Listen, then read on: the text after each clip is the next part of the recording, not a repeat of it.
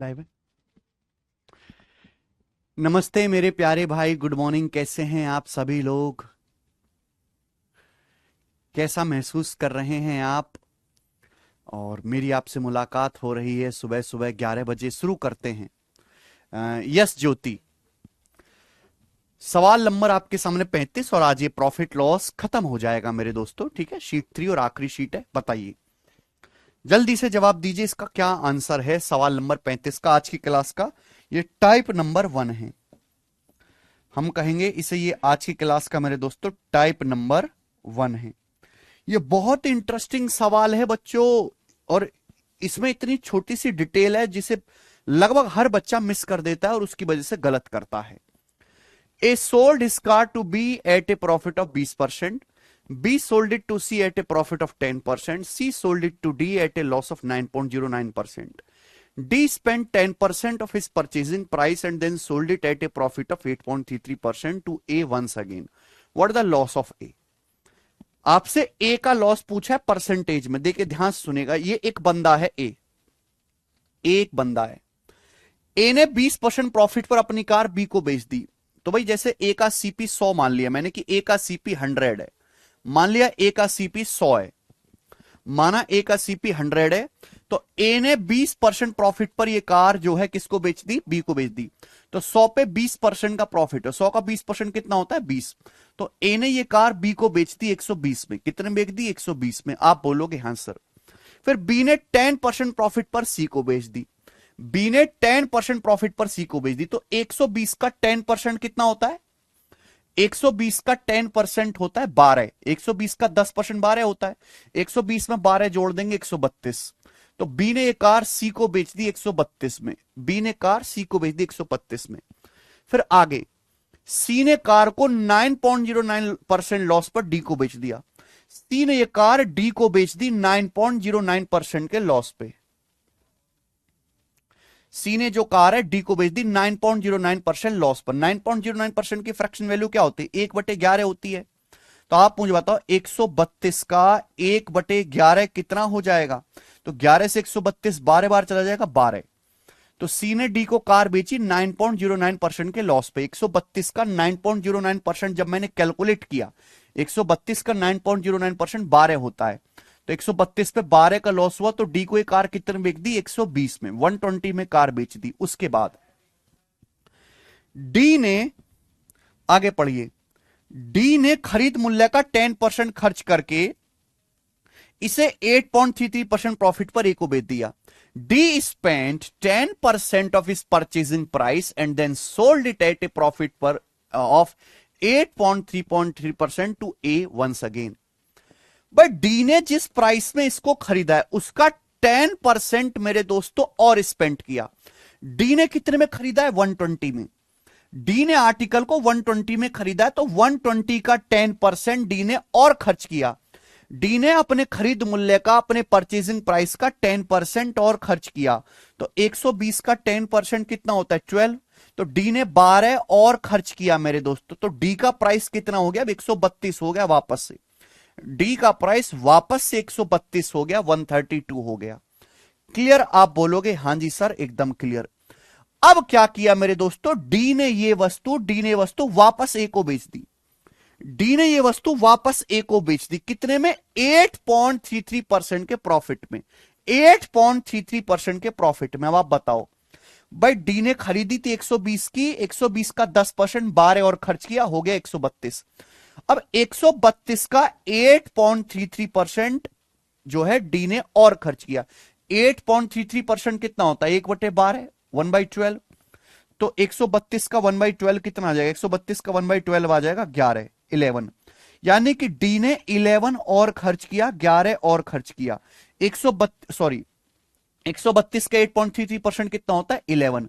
तो डी ने 11 का प्रॉफिट कमाया। 132 पे 11 का प्रॉफिट कमाया, 130 पे 11 का प्रॉफिट कमाया। यानी कि डी ने वस्तु ए को कितने बेच दी? 143 में।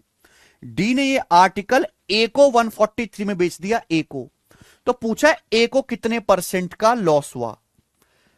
बहुत सारे बच्चे कहेंगे सर 43 का लॉस हुआ 43 का, और यहीं पे मेरे दोस्तों गलती हो जाती इस सवाल में।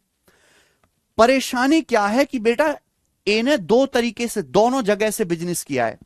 जैसे सपोज ए का सीपी 100 था, 100 किसी वस्तु का क्रय मूल्य 100 है, तो ए ने ये बी को बेच दी 20% प्रॉफिट पर, तो ए ने 20 रुपए यहां प्रॉफिट कमा लिया। फिर बाद में घूम फिर के, बाद में कुछ दिनों के बाद ए ने ये आर्टिकल वापस डी से खरीद लिया 143 में। जो आर्टिकल 100 रुपए का था, वो आर्टिकल ए ने वापस डी से खरीदा कुछ दिनों के बाद 143 में। तो यानी कि 100 का सामान ए ने 143 में खरीदा, तो यहां ए को 43 का नुकसान हो गया कि नहीं हो गया मेरे प्यार भी? 43 का नुकसान हो गया, लेकिन 43 आंसर नहीं है। अगर कोई वस्तु 100 की है, भाई ये पेन 100 रुपए का और मैंने 143 में खरीदा, तो मुझे 43 का नुकसान हो गया कि नहीं? लेकिन पूछा ए को कितना लॉस हुआ। भाई अगर आप ध्यान से देखो तो ए ने यहां 20 रुपए प्रॉफिट भी तो कमाया है, और यहां ए को 43 का लॉस हुआ है। तो ए ने 20 का प्रॉफिट भी कमाया है, ए को 43 का लॉस भी हुआ है, यानी कि ए को जो टोटल लॉस हुआ वो 23 हुआ, 23 का टोटल लॉस है 100 के सीपी पर। ए का सीपी 100 है, 100 पर 23 का लॉस है, यानी कि 23%। तो ए का मेरे प्यारे भाई जो टोटल लॉस है वो 23% होगा। आंसर इसका ए ऑप्शन है। इसलिए अब बात आई समझ में बच्चे? बहुत प्यारा सवाल है, गजब का। समझ में आया तो कमेंट में यस लिख देंगे कि हाँ जी सर ये वाला हमें अच्छे से समझ में आ गया। लेंदी है क्वेश्चन। ए ने बी को बेचा, बी ने सी को, सी ने डी को, फिर डी ने वापस ए को बेच दिया। तो ए ने दो जगह बिजनेस करा है, ए ने बी को भी बेचा है, ए ने डी से भी खरीदा है, तो दोनों का टोटल निकालना पड़ेगा आपको। अच्छा असलम जावेद सर, मेरा असली नाम मुंतहा अंसारी है, मैं तो आपसे पढ़ने के लिए आपका कोर्स अपने मामा के लड़के से लिया हूं। अच्छा अंसारी जी, तो आपको समझ में आ रहा है? समझ में आ रहा है कि नहीं? ठीक है जी। मानसी ठाकुर जी, आपसे पूछा ए का लॉस। ए देखो, सपोज ए ने कोई वस्तु 100 में खरीदी, 100 की वस्तु बी को बेची 20% प्रॉफिट पर, तो ए ने बी से 20 प्रॉफिट कमा लिया। वापस ऐसा ऐसा हुआ और डी से वस्तु खरीद ली 143 में। भाई किसी आर्टिकल का सीपी 100 है और मैंने वो 143 में खरीद लिया, तो मुझे 43 का लॉस हो गया। तो ए ने यहां 20 का प्रॉफिट कमाया, 43 का लॉस हुआ, तो ए को ओवरऑल 23 का लॉस हुआ। नहीं ये सक्सेस नहीं है मेरे दोस्त। क्लियर है? आप बोलोगे जी सर बहुत बढ़िया। ठीक है जी। चलो पहले हम इसी टाइप के सवाल कर लेते हैं, पहले इसी टाइप के सवाल कर लेते हैं। ये यहां पे 3 क्वेश्चन और हैं इस टाइप के, ये करो पहले। 38 नंबर कर दो पहले आप लोग, 38 नंबर जल्दी से बताओ। 38 नंबर जल्दी से बताइए दोस्त।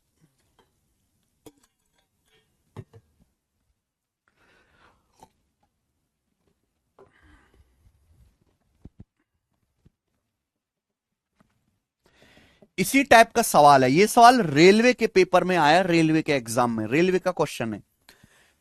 15,000 रुपए की एक वस्तु ए द्वारा बी को बेचेगी 5% प्रॉफिट पर, बी ने इसे 2% लॉस पर ए को वापस बेच दिया। ध्यान सुनिएगा, ये सक्सेस नहीं है भाई। ए ने सामान बेचा बी को, बी ने वापस बेच दिया ए को, तो सक्सेस कहां रहा? सक्सेस तो तब होता है ए बी को बेचे, बी सी को, सी डी को, आगे लगातार बेचा जाता है।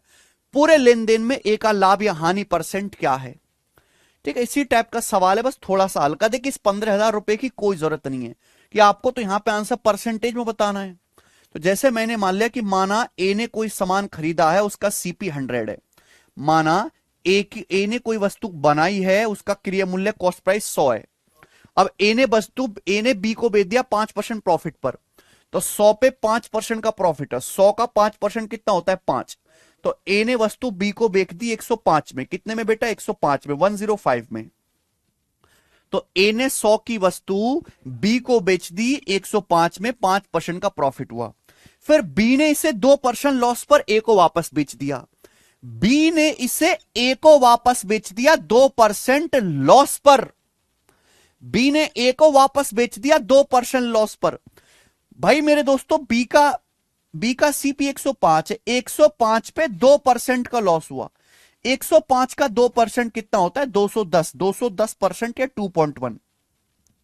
105 पे 2.1 का लॉस हुआ। 2.1 का मेरे दोस्तों 105 पे 2.1 का लॉस हुआ। यानी कि मेरे दोस्तों वस्तु कितने में बेचती? जवाब दीजिए। 105 में से 2.1 घटाएंगे तो यानी कि 102.9। बी ने आर्टिकल वापस ए को बेच दिया 102.9 में। बी ने आर्टिकल वापस ए को बेच दिया 102.9 में। बी ने वस्तु ए को वापस बेच दी 102.9 रुपए में। एक बात बताओ, कोई सामान जो ए के लिए 100 रुपए की कीमत का है, कोई वस्तु जो ए के 100 रुपए की कीमत की है, अगर उसको 102.9 में खरीदेगा ए, अगर ए 102.9 में खरीदेगा यानी कि 2.9 रुपए एक्स्ट्रा में खरीदेगा, तो जो 2.9 एक्स्ट्रा देगा ए, वही तो ए का लॉस हो जाएगा। लॉस हो जाएगा कि नहीं हो जाएगा बेटा? भाई ये पेन जैसे 100 रुपए का है, इस पेन को मैं चाइना से 100 रुपए का ला सकता हूं और इंडियन मार्केट में मुझे 102.9 रुपए का मिले, तो 2.9 रुपए जो मैं एक्स्ट्रा पे करूंगा वो मेरा क्या हो जाएगा? नुकसान हो जाएगा, हानि हो जाएगा। तो आपसे पूछा पूरे लेन देन में ए का लाभ हानि प्रतिशत क्या? अगर मैं पूरे लेन देन की बात करूं तो बेटा ए ने दो जगह बिजनेस किया है। ए दो बार बिजनेस कर रहा है। एक तो ए बी को बेच रहा है, दूसरा ए बी से वापस खरीद रहा है। दो बार बिजनेस हुआ, दोनों को देखना पड़ेगा मेरे दोस्त। हां जी राणांकित भैया, ए ने 5 रुपए प्रॉफिट यहां कमाया है, 5 रुपए, और यहां ए को 2.9 का नुकसान हुआ। 2.9 का ए को यहां नुकसान हुआ। क्लियर है? तो ए ने 5 का यहां प्रॉफिट कमाया, 2.9 का यहां नुकसान हुआ, तो मैं ये कह सकता हूं ए को 2.1 का प्रॉफिट हुआ। 2.1 का प्रॉफिट हुआ कितने के सीपी पर? 100 रुपए के सीपी पर। और परसेंटेज में कितना? 100%। 100 पे जो भी आंसर आता है डायरेक्ट परसेंटेज में आता है। इस सवाल के ऑप्शंस थोड़े गलत है, ये 2.1 आएगा, 2.8 की जगह यहां 2.1 है। ठीक है, टाइपिंग मिस्टेक है। ए ऑप्शन आंसर है ए। तो 2.1% का मेरे प्यारे दोस्त यहां पर फायदा हुआ है ए को।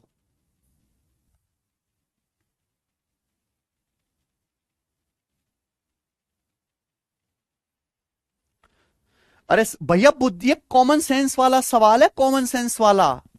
इस सवाल को करने के लिए आपको पढ़े लिखे आदमी की तरह नहीं सोचना, एक जनरल आदमी की तरह सोचना है। जनरल आदमी, पढ़े लिखो की दुनिया से बाहर आओ।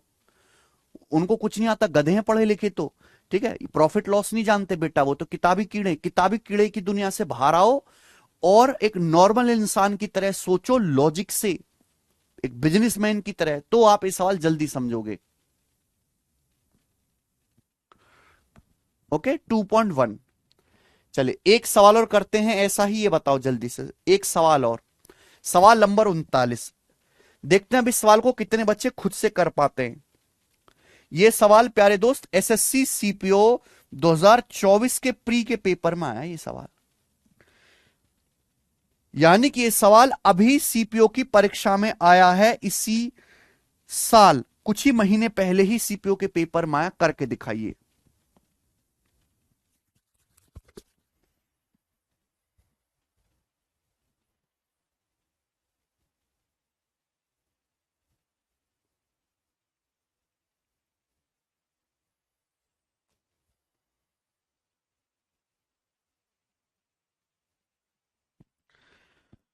सोनम के पास एक घर है जिसका मूल्य कितना है? 1,62,500 रुपए। सोनम के पास एक घर है, ठीक है। सोनम ने घर अभिषेक को 15% प्रॉफिट पर बेच दिया। सोनम ने घर अभिषेक को बेच दिया 15% प्रॉफिट पर, ठीक है। फिर कुछ समय के बाद अभिषेक ने ये सोनम को घर वापस 15% लॉस पर बेच दिया। कुछ समय के बाद अभिषेक ने सोनम को ये घर वापस बेच दिया। Sells back to Sonam. After some time Abhishek sells it back to Sonam at 15% loss. कुछ समय के बाद अभिषेक ने घर वापस सोनम को भी दिया 15% लॉस पर। फाइंड सोनम गेन और लॉस परसेंटेज। 2.25% का लॉस बता रहे घोंचू, ये सक्सेसिव नहीं है। दिस इज नॉट सक्सेसिव, ये सक्सेसिव नहीं है। तो जो 2.25 लॉस परसेंट बता रहे गलत है। ये सक्सेसिव कहां हो रहा है? सोनम ने अभिषेक को बेचा, अभिषेक ने वापस सोनम को बेचा।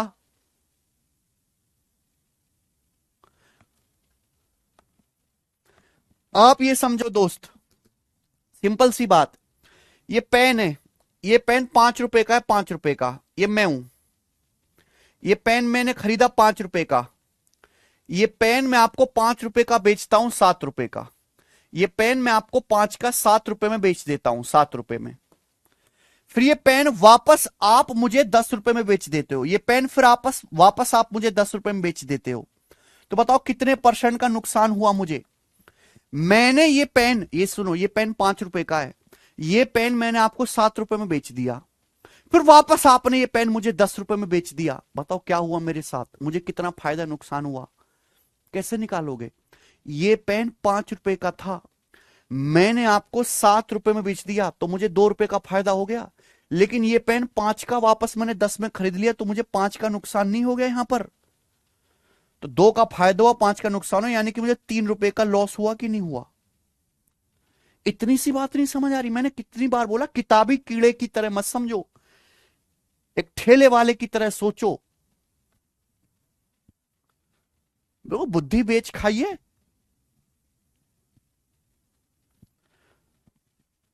15 - 15 का सक्सिव लगा लिया बिना बुद्धि के।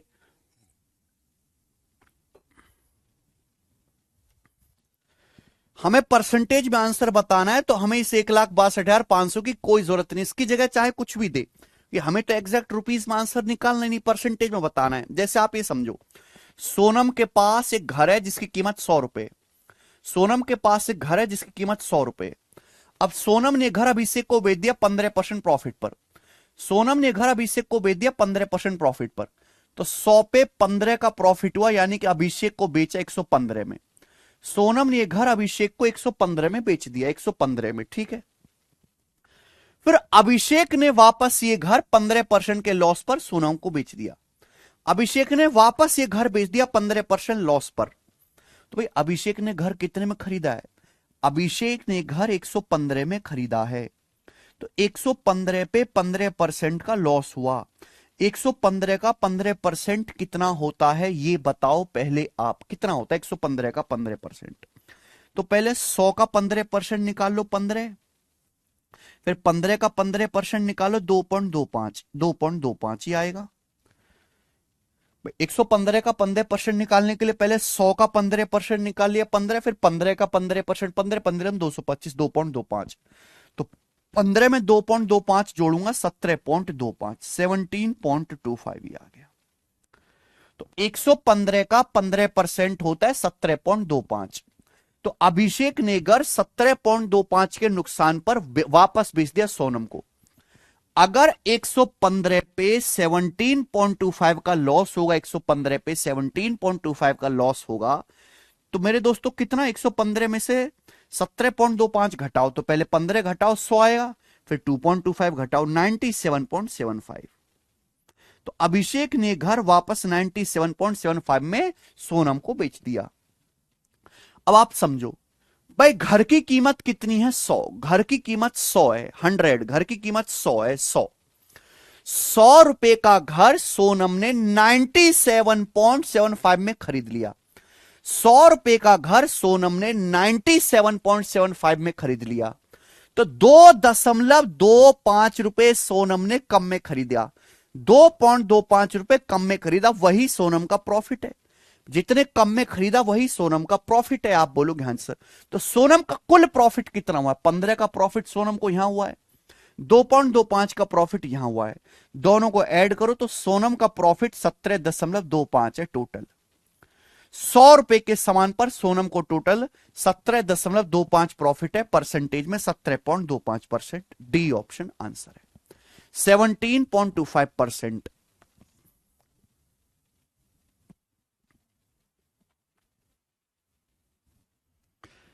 ठीक है बच्चों, समझ में आया, अच्छा सवाल था। लास्ट क्वेश्चन करेंगे इस वैरायटी का, लास्ट, ठीक है भाई, लास्ट क्वेश्चन करेंगे बच्चों। और ये सवाल आरआरबी जूनियर इंजीनियर के पेपर में आया, आरआरबी जेई के पेपर में वाला सवाल आया है, बताओ। हाँ वो करवाऊंगा विनीत जी, वो भी करवाऊंगा मैं, आरआरबी जूनियर इंजीनियर के पेपर में इस वैरायटी का लास्ट सवाल। कर नहीं पाते बेटा बच्चे सवालों को ऐसे।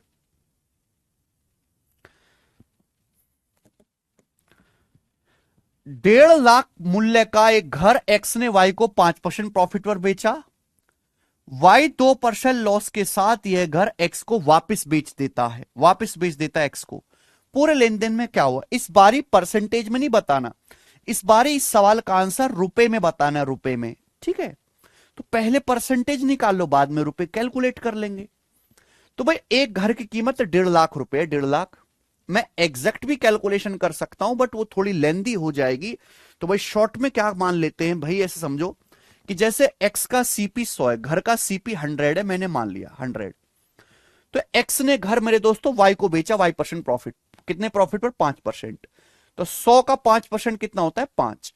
तो एक्स ने घर वाई को बेच दिया 105 में, एक्स ने घर वाई को बेच दिया मेरे दोस्तों 105 में। 5% का प्रॉफिट हुआ। 100 की अच्छी बात है कि 100 का 5% 5 ही होगा, 105 में बेचा।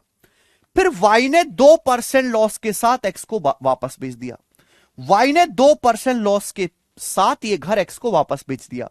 अब 105 का 2% कितना होता है मेरे प्यारे दोस्त, तो आप कहोगे सर 105 का 2% आएगा जी 210, 2.1 आएगा मेरे दोस्तों, यानी कि 2.1। क्लियर है, आप बोलोगे हाँ जी सर। तो 105 में से 2.1 घटाएंगे, 102.9 आ जाएगा, 102.9। आप बोलोगे हाँ जी यही आएगा 102.9।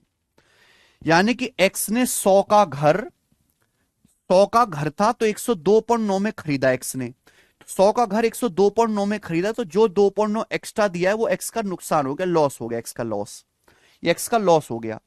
तो भाई इस हिसाब से मैं ये देख सकता हूं कि एक्स ने 5 का प्रॉफिट यहां कमाया है, यहां एक्स को 2.9 का लॉस हुआ, एक्स को यहां 5 का प्रॉफिट हुआ, 2.9 का लॉस हुआ। तो यानी कि अल्टीमेटली एक्स को 2.1 का प्रॉफिट हुआ, परसेंटेज में 2.1%। 100 पे जो भी आंसर आता है परसेंटेज में प्रॉफिट हुआ। तो प्रॉफिट हुआ है मेरे दोस्तों, तो लॉस वाले तो आंसर ही नहीं होंगे, आंसर इन दोनों में से होगा। तो 1.5 लाख रुपए का 2.1% आपको निकालना था केवल। 1.5 लाख रुपए का 2.1% कितना आएगा बेटा, 3,000 आएगा, 3,150। ऑप्शन नंबर यहां से ए करेक्ट है। मुझे लगता है आप ऐसा सवाल कर लोगे अब। ठीक है, मैंने आपको अच्छे से समझा दिया। ओके, अब हमारा सवाल रह गया था बीच में, ये कर लेते 36वां सवाल, नंबर 36 और 37। दो क्वेश्चन मैंने बीच में छोड़े थे, एक मैं करवाऊंगा ऐसा ही, एक आप करिएगा। ठीक है, फिर हम अगले टाइप की तरफ चलेंगे, अगले टाइप की तरफ आओ। ए merchant makes a profit of 20% by selling an article. एक व्यापारी एक वस्तु को बेचकर 20% लाभ कमाता है, एक व्यापारी एक वस्तु को बेचकर 20% लाभ कमाता है। What would be the change in profit percentage. Profit percentage में कितने प्रतिशत का चेंज होगा, लाभ प्रतिशत में कितने प्रतिशत का चेंज होगा। Had he paid 10% less for it, अगर उसने 10% लेस पे किया होता, and the customer paid 10% more for it, और कस्टमर ने 10% ज्यादा पे किया होता। सवाल में यह पूछा कि प्रॉफिट परसेंटेज में कितने परसेंट का चेंज आएगा। ये बहुत अच्छा सवाल है, कई बार ऐसी कंफ्यूजिंग लैंग्वेज आई है जीडी के पेपर में, रेलवे में। ठीक है, एसएससी के बड़े पेपर्स में तो नहीं आई है अभी, पर फिर भी हम करेंगे। एक व्यापारी एक सामान को 20% प्रॉफिट में बेचता है, मतलब क्या हुआ, ये सीपी है मेरे दोस्तों, ये एसपी है, ये सीपी एसपी है। सवाल का डाटा बहुत आसान है, तो 100 मान के कर लेते। माना कि व्यापारी का सीपी 100 है, तो एक व्यापारी 20% लाभ पर सामान बेचता है, 100 पे 20% का प्रॉफिट होगा, तो सामान कितने में बिकेगा, 120 में, 120 में। 100 का सामान 120 में बिकेगा, बोला है। यदि इसने 10% कम दाम में खरीदा होता, 100 की बजाय 10% कम, 100 से 10% कम कितना होता है, 90, 90। 10% कम दाम में खरीदा होता, 100 से 10% कम कितना होता है, 90, 90 में खरीदा होता, और 10% अधिक मूल्य पर बेचा होता।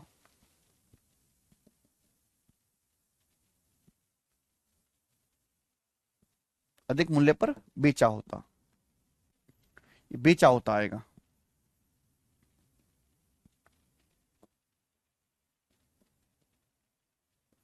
ठीक है भाई, अगर उसने 10% कम दाम में खरीदा होता और 10% अधिक मूल्य पर बेचता, तो भाई 120 से 10% ज्यादा कितना होता है, अभी 120 में बेच रहे हो, 120 से 10% ज्यादा कितना होता है? 120 का 10% 12 होता है। 120 में 12 ऐड कर दीजिए, 132।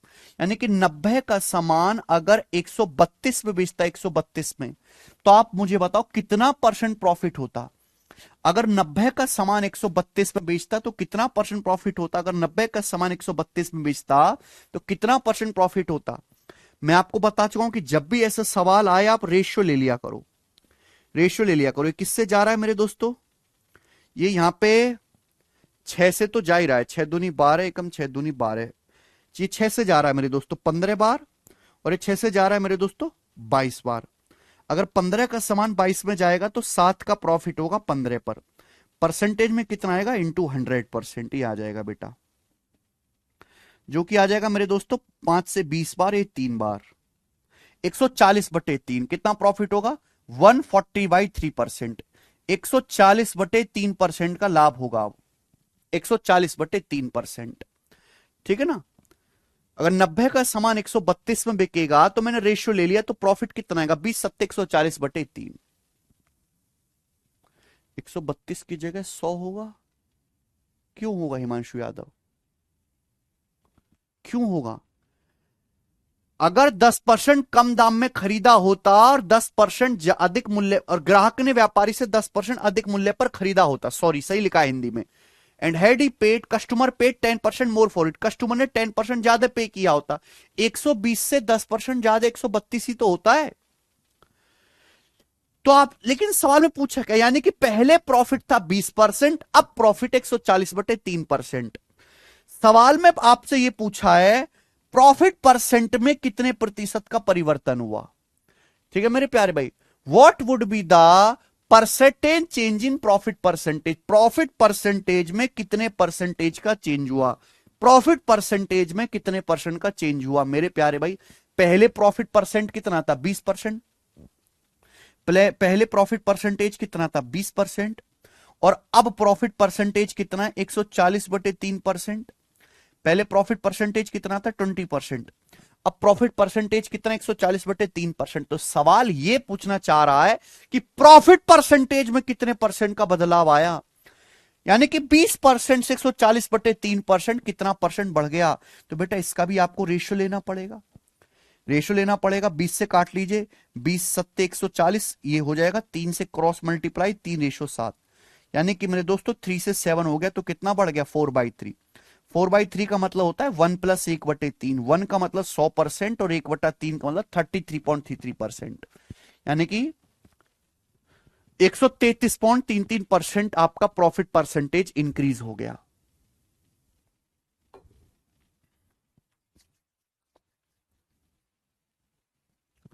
ठीक है भाई।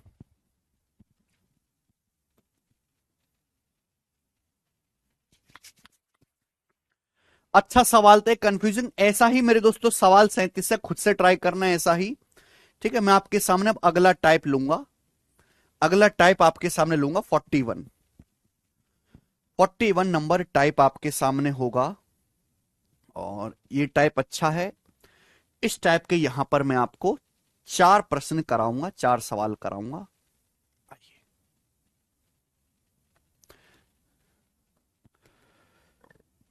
करो दोस्त। सवाल number 41, next type. Type number है दोस्तों 2 3 आज की क्लास का। जल्दी से आज ही खत्म करनी बेटा ये शीट। एक वस्तु 30% के लाभ पर बेची जाती है। अगर वस्तु का कॉस्ट प्राइस, सेलिंग प्राइस दोनों 100 रुपए कम कर दिए जाएं तो अब प्रॉफिट 45% होगा। वस्तु का ओरिजिनल प्राइस क्या है? वस्तु का ओरिजिनल सीपी क्या है? देखिए भाई, यहां पे कॉस्ट प्राइस भी 100 रुपए कम कर दिया, सेलिंग प्राइस भी 100 रुपए कम कर दिया, तो अब प्रॉफिट 45% होता है। ओरिजिनल लागत मूल्य क्या है? ये इजी है। अगर आपने रेशियो ढंग से पढ़ा है, रेशियो, तो आप इस सवाल को खुद से कर सकते हैं। रेशियो अगर आपने ढंग से पढ़ा है, देखिए भाई इस टाइप में सीपी और एसपी दोनों को ही बराबर कम किया गया है, 100 रुपए 100 रुपए। एक वस्तु 30% प्रॉफिट पर बेची जाती है। 30% प्रॉफिट का मतलब होता है 3/10।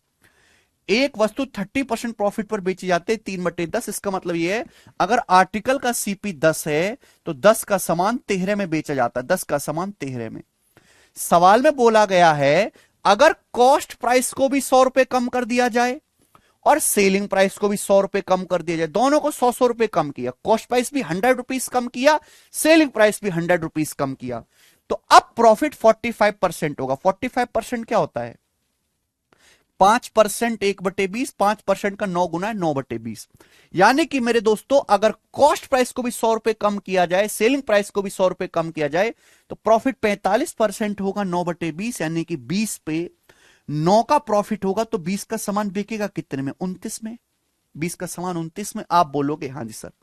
देखिए आपने दोनों को बराबर चेंज किया, आपने कॉस्ट प्राइस को भी 100 रुपए कम किया है, आपने सेलिंग प्राइस को भी 100 रुपए कम किया है, सीपी को भी 100 रुपीज कम किया है और एसपी को भी आपने 100 रुपीज कम किया है। तो भाई डिफरेंस सेम होना चाहिए ना, रेशियो का डिफरेंस सेम होना चाहिए। क्या है? रेशियो का डिफरेंस सेम है, 10 और 20 में 10 का अंतर है, 13 और 29 में 16 का डिफरेंस है। नहीं, रेशियो का डिफरेंस सेम नहीं है, डिफरेंस सेम करना पड़ेगा, बस यही लॉजिक है। रेशियो के डिफरेंस को सेम करने का तरीका मैं आपको पढ़ा चुका हूं। 20-29 में 9 का गैप है, 10-13 में 3 का गैप है, 3 और 9 को सेम कर लेते हैं बेटा। या 9 है तो यहां भी 3, 9 बनाने के लिए 3 से गुणा, इस पूरे को 3 से गुणा कर लेते 3 से, तो 10 30, 13 39, 10 30, 13 39। आप बोलोगे हाँ जी सर बिल्कुल सही, कोई प्रॉब्लम नहीं है, मुझे अच्छी तरीके से यहां पे समझ में आ गया। अब आप बताओ, दोनों मैंने डिफरेंस सेम कर लिया। आर्टिकल का सीपी 30 से 20 हो गया, अगर सीपी पहले 30 था, 30 से 20 हो गया, तो सीपी कितना कम हुआ? 10 यूनिट।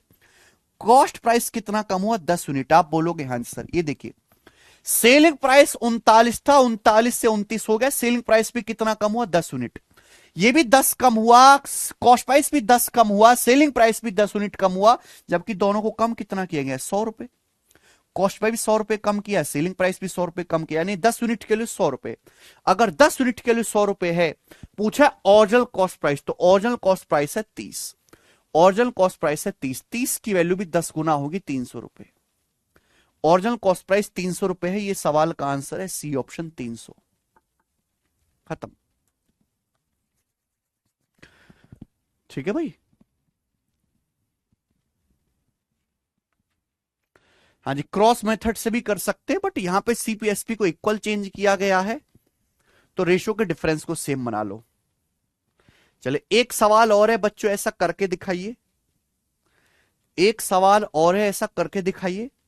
आप कह रहे हो ना cross multiplication method, cross multiplication method भी इसमें लग जाएगा, मैं आपको करके दिखाता हूं। क्रॉस मल्टीप्लीकेशन मेथड ही लगा के दिखाता हूं। सुनो मेरे भाई बच्चों, सब सुनो। मैंने आपको रेशियो में पढ़ाया था क्रॉस मल्टीप्लीकेशन मेथड, याद है किसी को कि सब भूल गए?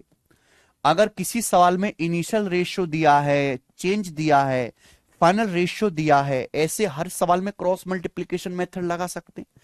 जैसे ये देखो, एक घड़ी 25% प्रॉफिट पर बेची गई, एक घड़ी को 25% प्रॉफिट पर बेचा गया, इसका मतलब ये है 25% होता है जी 1/4, 25% होता है मेरे प्यारे भाई 1/4, 25% प्रॉफिट पर बेचा गया, यानी कि घड़ी का सीपी 4 है, तो 4 का सामान 5 में बेचा गया। ये सीपी से एसपी का रेशियो है, ये इनिशियल सीपी से एसपी का रेशियो है। इनिशियल मेरे दोस्तों, कि शुरुआत में घड़ी पे 25% प्रॉफिट था, तो सीपी से एसपी का रेशियो 4:5। आगे क्या बोला है? कॉस्ट प्राइस सेलिंग प्राइस दोनों में 75 की कमी की जाती है। कॉस्ट प्राइस को भी 75 रुपए कम किया जाता है, कॉस्ट प्राइस को 75 रुपए कम किया जाता है, और सेलिंग प्राइस को भी 75 रुपए कम किया जाता है। भाई सीपी को भी 75 रुपए कम किया जाता है और सेलिंग प्राइस को भी 75 रुपए कम किया जाता है, दोनों को 75 रुपए कम किया जाता है। तो अब प्रॉफिट 30% होता है। 30% की फ्रैक्शन वैल्यू 3/10, 3/10 मतलब अब सीपी से एसपी का फाइनल रेशियो क्या हो जाएगा? अब सीपी से एसपी का फाइनल रेशियो क्या हो जाएगा? फाइनल रेशियो तो भाई 10 पे 3 का प्रॉफिट है, 10 का सामान 13 में बिकेगा। तो ये क्रॉस मल्टीप्लीकेशन मेथड का सवाल नहीं हो गया। इनिशियल रेशियो दिया है, चेंज दिया है, फाइनल रेशियो दिया है। अगर किसी ने क्रॉस मल्टीप्लीकेशन मेथड पढ़ा ही नहीं है रेशियो चैप्टर में, तो वो ये सवाल नहीं कर सकता। क्या सिखाया बेटा? ऐसे क्रॉस मल्टीप्लाई कर दो, 13 चौका 52, 10 पंजे 50, 52 और 50 का डिफरेंस है 2। 2 यूनिट की वैल्यू क्या आएगी बेटा? 2 यूनिट की वैल्यू किसके बराबर है? ये देखिए, 10 गुणा 75, 13 गुणा 75, 10 गुणा 75, 13 गुणा 75, 10 गुणा 75, 13 गुणा 75, तो डिफरेंस कितना आएगा? 3 गुणा 75 रुपए। ये 2 यूनिट की वैल्यू आ गई। बात आई नहीं समझ में? 10 गुणा 75, 3 गुणा 75, डिफरेंस 13 गुणा 75, डिफरेंस क्या आएगा? 75 तो कॉमन हो गया, 13 में से 10 घटा देंगे, तो ये 2 यूनिट का मान है। आपसे पूछा घड़ी का ओरिजिनल सेलिंग प्राइस, तो घड़ी का ओरिजिनल सेलिंग प्राइस है 5 यूनिट। ये 5 यूनिट की वैल्यू आपसे पूछिए। ये 2 यूनिट की वैल्यू आई है मेरे दोस्तों, 2 यूनिट की। तो 1 यूनिट की वैल्यू क्या आएगी बेटा? 1 यूनिट की वैल्यू क्या आएगी मेरे प्यारे भाई? 75 तिया 225 का आधा, 225 का आधा होता है 112.5। 1 यूनिट की वैल्यू आ गई। सवाल में आपसे ओरिजिनल सेलिंग प्राइस पूछा है, ओरिजिनल सेलिंग प्राइस 5 यूनिट के लिए, इसका 5 गुना आएगा, 5 गुना यानी कि 560 और 2.5, 562.5 रुपए। D option, 562.5।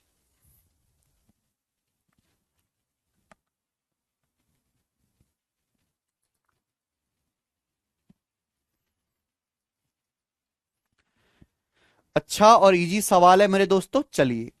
लेकिन अगर सवाल इस तरीके से आ जाए तो कैसे करेंगे ये बताओ। 43 नंबर,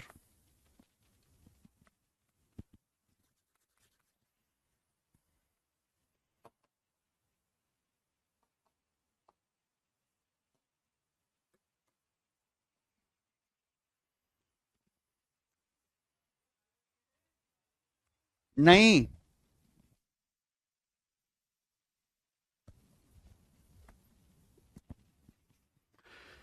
चलिए एक और सवाल जल्दी से करेंगे फटाफट। एक वस्तु को 10% लॉस पर बेचा जाता है।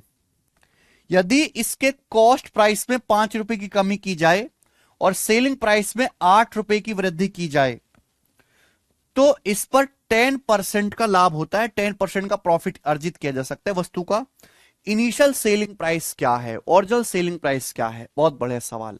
क्या आप ये सवाल नहीं कर सकते मेरे दोस्तों? ये सीपी है, ये एसपी है मेरे भाई, ये सीपी है, ये एसपी है। बताओ, एक वस्तु को 10% लॉस पर बेचा जाता है, 10% की फ्रैक्शन वैल्यू 1/10, यानी कि 10 का सामान कितने में बेचा बेटा? 9 में। सीपी है, 10 का सामान 9 में। ये इनिशियल रेशियो दिया। अब देखो दोनों में चेंज है कि कॉस्ट प्राइस को 5 रुपए कम किया जाता। If cost price is decrease by 5 rupees and selling price is increased by 8 rupees, selling price is increased by 8 rupees, then profit of 10% is earned। अब प्रॉफिट कितने का होता है? 10% का होता है। 10% प्रॉफिट होता है 1/10। 10% 1/10 यानी कि 10 का सामान कितने का हो गया? 11 का। 10 का सामान 11 में। क्लियर है? आप बोलोगे हाँ जी सर बिल्कुल सही। ओरिजिनल सेलिंग प्राइस पूछा, ओरिजिनल सेलिंग प्राइस क्या आप निकाल नहीं सकते? क्रॉस मल्टीप्लाई भाई, 11 दो शाम 110, 10 निम्मा 90, 110 और 90 का डिफरेंस 20। 20 यूनिट की वैल्यू किसके बराबर है बच्चों? जवाब दीजिए। 10 अट्ठे 80 और 11 पंजे 55। ये बताओ ना भाई, 10 की 8 में गुणा करेंगे प्लस का 80 आएगा, -5 की 11 में गुणा करेंगे माइनस का 55 आएगा। जब इनका डिफरेंस करेंगे तो ऐड हो जाएगा 80 + 55 135। तो 20 यूनिट की वैल्यू 135 रुपए आ गई मेरे दोस्तों। जल्दी से 20 की वैल्यू 135 रुपए आ गई। ये आ गया कितने गुना बेटा? तो 1 यूनिट की वैल्यू कितनी आ गई? जल्दी से 20 छिक्का 120 और 15/20 बच जाएगा ना, 3/4, 6.75। 1 यूनिट की वैल्यू आ गई 6.75 रुपए। ये 1 यूनिट की वैल्यू आ गई। आपसे पूछा original selling price, original selling price है 9 यूनिट। 9 यूनिट की वैल्यू पूछी है, तो 9 यूनिट की वैल्यू आएगी मल्टीप्लाई बाय 9। तो दशमलव के बाद 2 अंक आएंगे बेटा, यानी कि आंसर 60.75 होना चाहिए। 60.75 इस सवाल का आंसर आएगा, डी ऑप्शन।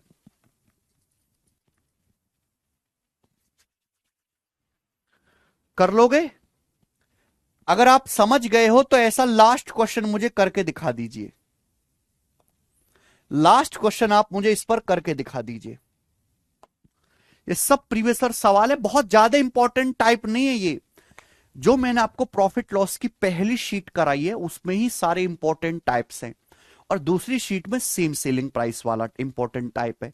बाकी ये तीसरी शीट के टाइप उतने ज्यादा इंपॉर्टेंट नहीं है, कभी कभार ही आते हैं। लेकिन आपको पता है कि मैं कम पूरा पढ़ा रहा हूं, मैं आपको तो कुछ छोड़ ही ना रहा ना आपके लिए। सिंपल सा कहता हूं मैं कि बैच की केवल क्लास अटेंड कर लो, आपको कुछ नहीं पढ़ना, उसके बाद आप खूब मॉक टेस्ट लगाइए। नहीं समझ में निशांत तिवतिया जी आपको, बाकी बच्चों को तो आ गया, तो आप जाके एक बार क्रॉस प्रोडक्ट मेथड पढ़िए रेशियो में। अगर आपने क्रॉस मल्टीप्लीकेशन मेथड पढ़ रखा है तो आप ये समझ पाओगे, वरना नहीं समझ पाओगे।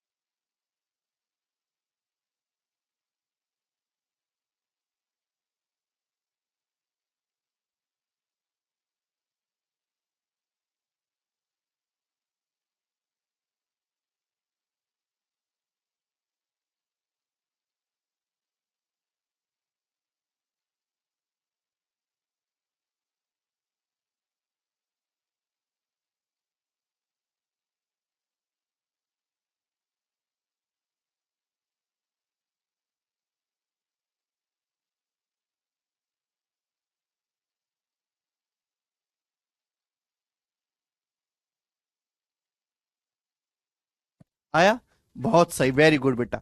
बी ऑप्शन इस सवाल का आंसर है। ये सवाल सीएचएसएल 2022 के पेपर में आया था। सीएचएसएल 2022 के, बहुत सारे बच्चे सवाल देखते ही उनको समझ ही नहीं आता कि हम शुरू कैसे करें, ठीक है ना। और अगर किसी बच्चे ने क्रॉस प्रोडक्ट मेथड कर रखा है तो बिना एक्स माने वो फटाफट फटाफट कर सकता है। आगे चलेंगे, अगला टाइप जल्दी से मेरे दोस्तों, सवाल नंबर 45 करेंगे, ठीक है। नेक्स्ट टाइप है ये, और ये मेंस 2017 में आया है।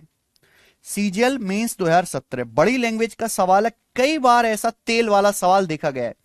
तेल की जगह कभी सर्फ, साबुन, कोई भी प्रोडक्ट, दूध भी इस्तेमाल कर सकता है। चलिए ध्यान से सुनिएगा। ये सवाल देखने में केवल बड़े लगते हैं, लेकिन एक्चुअल में बहुत आसान और छोटे होते हैं। ठीक है भाई, चलिए। Oil equal to 20% of weight of groundnut is extracted in a mill. किसी मिल में मूंगफली के वजन का 20% के बराबर तेल निकाला जाता है। एक फैक्ट्री है, उस फैक्ट्री में काम है भैया मूंगफली का तेल निकालना। तो क्या करेंगे, पहले मूंगफली खरीद के लाएंगे ट्रक भर के। तो जितना मूंगफली का वजन होगा उसका 20% ही तेल निकलेगा। अगर हमने 1 किलो मूंगफली खरीदी है तो उसमें 200 ग्राम ही तेल निकलेगा। अब तेल निकालने के बाद जो मूंगफली का जो बचता, छिकला जो बचता मूंगफली का, उसको हम गाय भैंसों को खाने के लिए बेच देते हैं। 12.5 रुपए पर किलोग्राम के हिसाब से बेच देते हैं। जो भी मूंगफली का छिलका बचता है तेल निकालने के बाद, उसे हम मवेशियों को बेच देते हैं, किसानों को 12.5 रुपए पर किलो के हिसाब से। ठीक है, मूंगफली 20 रुपए पर किलोग्राम के हिसाब से खरीदी गई। हम मूंगफली खरीद के लाते हैं 20 रुपए पर किलोग्राम के हिसाब से। पढ़े लिखे आदमी की तरह मत सोचो, पढ़े लिखे तो उनके बस की नहीं है करना। एक नॉर्मल इंसान की तरह सोचो, नॉर्मल इंसान की तरह, पढ़े लिखे आदमी की तरह सोचना है तो आईआईटी के सवाल में सोचो। यहां तो बेटा ठेठ आदमी की तरह सोचना, ठेठ आदमी की तरह, क्योंकि यहां कोई फॉर्मूला तो लगना नहीं लाभ हानि का, तो सिंपल कॉमन सेंस है, कॉमन सेंस। इस सवाल को सही करने के लिए आपका पढ़ा लिखा होना जरूरी नहीं है। मूंगफली की कीमत 20 रुपया पर किलोग्राम के हिसाब से खरीदी गई है। प्रोसेसिंग की कीमत 5 रुपए पर किलोग्राम है। जब भी हम मूंगफली से तेल निकालते हैं तो तेल निकालने में कुछ खर्चा भी आता है, फ्री में तो तेल निकलेगा नहीं। तो जो मूंगफली से जब हम तेल निकालते हैं तो उसका जो प्रोसेस में जो खर्चा आता है वो 5 रुपए पर किलोग्राम है। सवाल में बोला है तेल को किस दाम पर बेचा जाए, तेल को किस मूल्य पर बेचा जाए कि कुल हमें 20% का लाभ मिले। अगर हम कुल 20% प्रॉफिट कमाना चाहते हैं तो तेल को कितने रुपए पर केजी में बेचना चाहिए। कुल कीमत जो है मेरे प्यार भी, कुल कीमत का मतलब है मूंगफली की कीमत और प्रोसेसिंग की कीमत। कुल कीमत प्लस प्रोसेसिंग की कीमत, मूंगफली की कीमत प्लस प्रोसेसिंग की कीमत, ये मीनिंग है। कितने बच्चों को सवाल का मतलब समझ में आया है? ठीक है, अब हम यहां पे स्टेप बाय स्टेप करेंगे। पहले इसका मतलब समझना बहुत जरूरी था।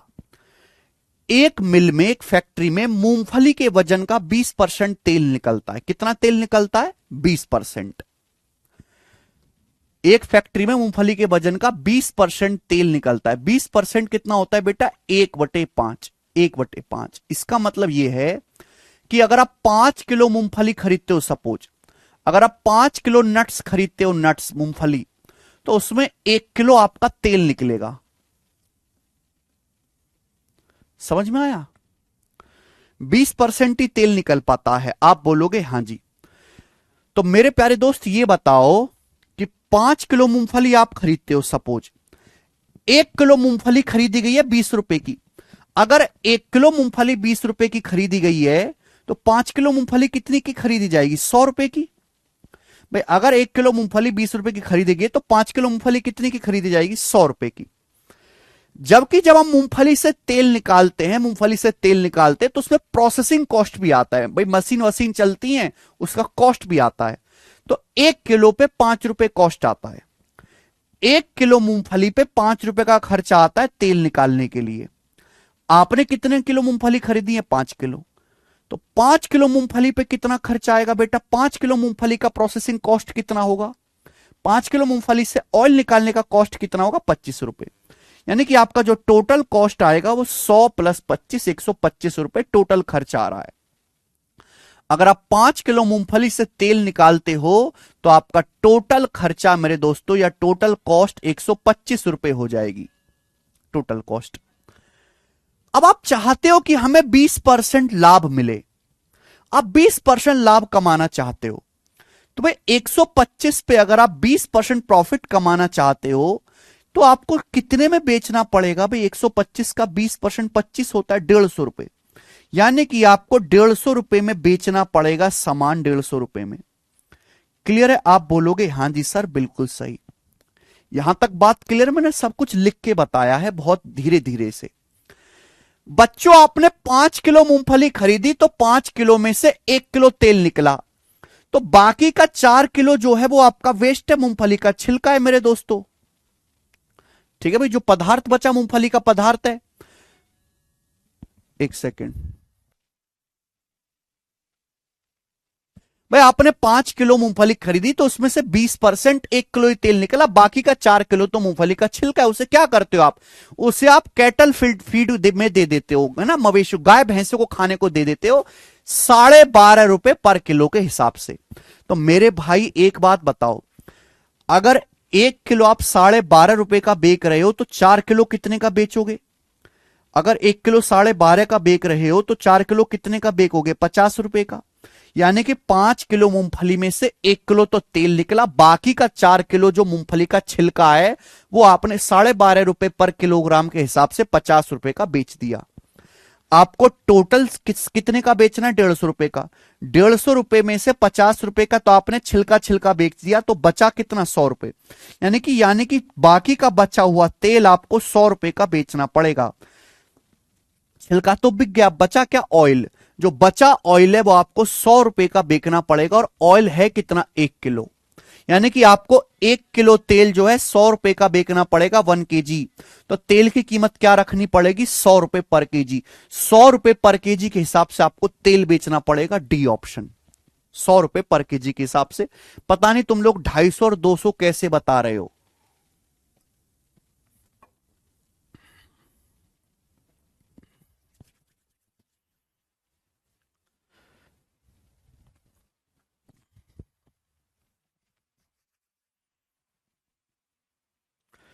इस सवाल की लैंग्वेज बहुत गजब की है। सवाल मुश्किल नहीं है, लेकिन पढ़े लिखे लोगों को इतनी बड़ी लैंग्वेज पढ़ने की आदत ही नहीं है।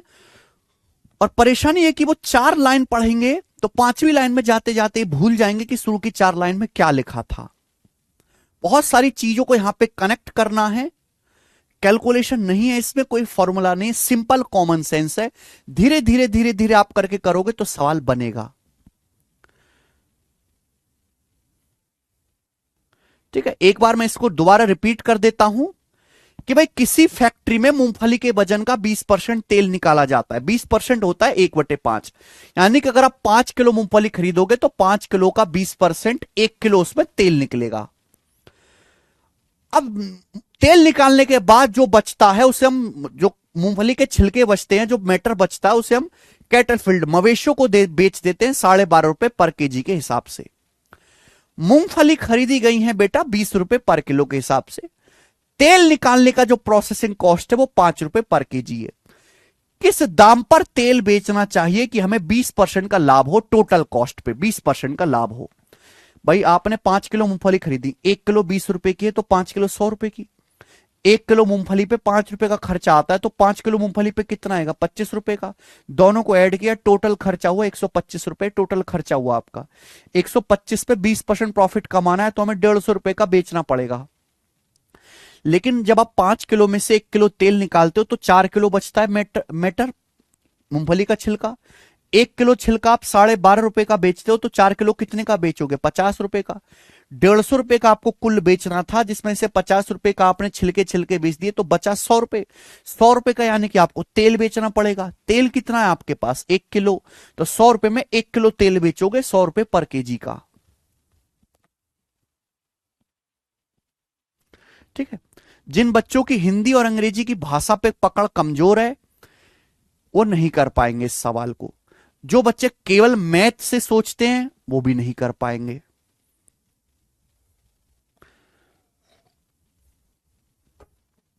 ठीक है, ये एग्जाम में लास्ट में करने वाला सवाल है, सबसे लास्ट में। आगे चलेंगे। नेक्स्ट, अगला टाइप। अगला टाइप है आपके सामने बेटा 46 नंबर, 46 नंबर, जल्दी से बताओ 46। ये सवाल सीडीएस के पेपर में आया 2016 में। This question was asked in CDS 2016।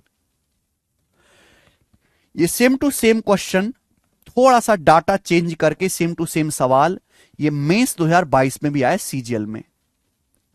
Mains 2022 CGL में भी आया था ये।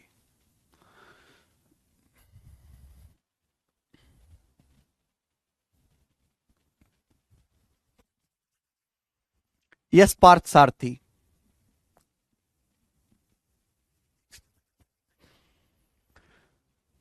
चलो, बहुत बढ़िया सवाल है। इसमें भी आपको लाला जी की तरह सोचना है बेटा, लाला जी की तरह, पढ़े लिखे आदमी की तरह नहीं।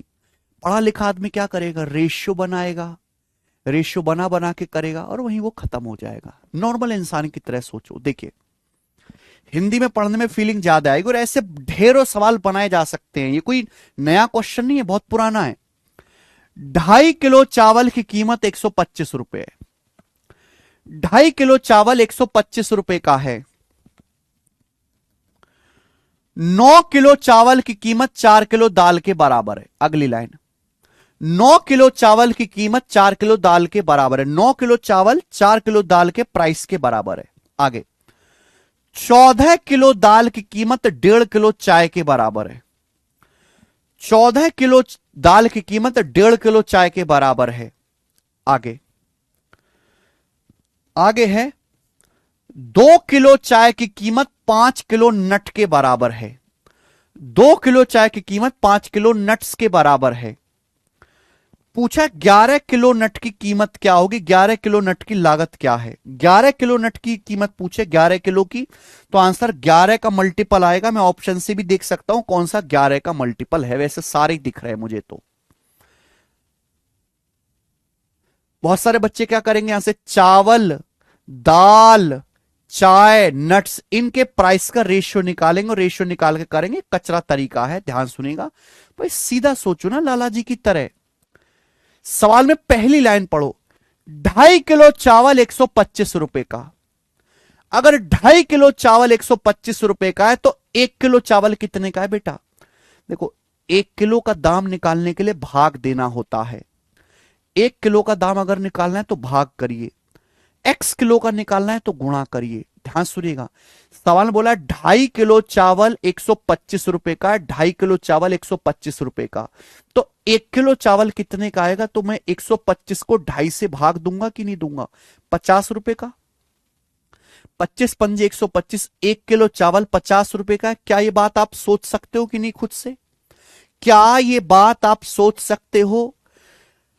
2.5 किलो चावल 125 रुपए का, तो 1 किलो चावल 50 रुपए का, 1 किलो चावल 50 रुपए का। ये ध्यान रखिएगा, पहली लाइन की कोई जरूरत नहीं है, पहली लाइन की कोई भी जरूरत नहीं है, पहली लाइन की कोई भी जरूरत नहीं है, पहली लाइन की कोई जरूरत नहीं है। आगे, 1 किलो चावल 50 रुपए का है। आइए, 9 किलो चावल की कीमत 4 किलो दाल के बराबर है। अगर 1 किलो चावल 50 रुपए का है तो 9 किलो चावल कितने का होगा, 9 से गुणा।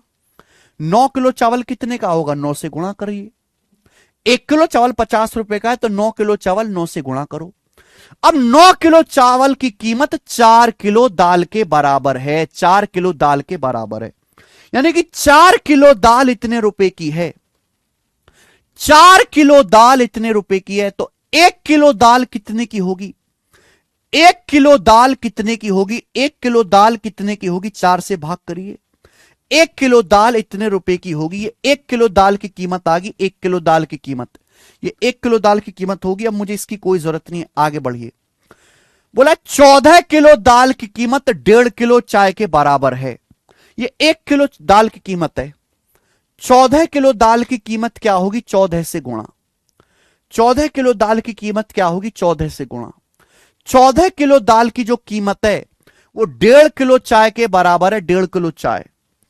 ये 1.5 किलो चाय की कीमत के बराबर है। ये 1.5 किलो चाय की कीमत है, 1.5 किलो चाय की कीमत।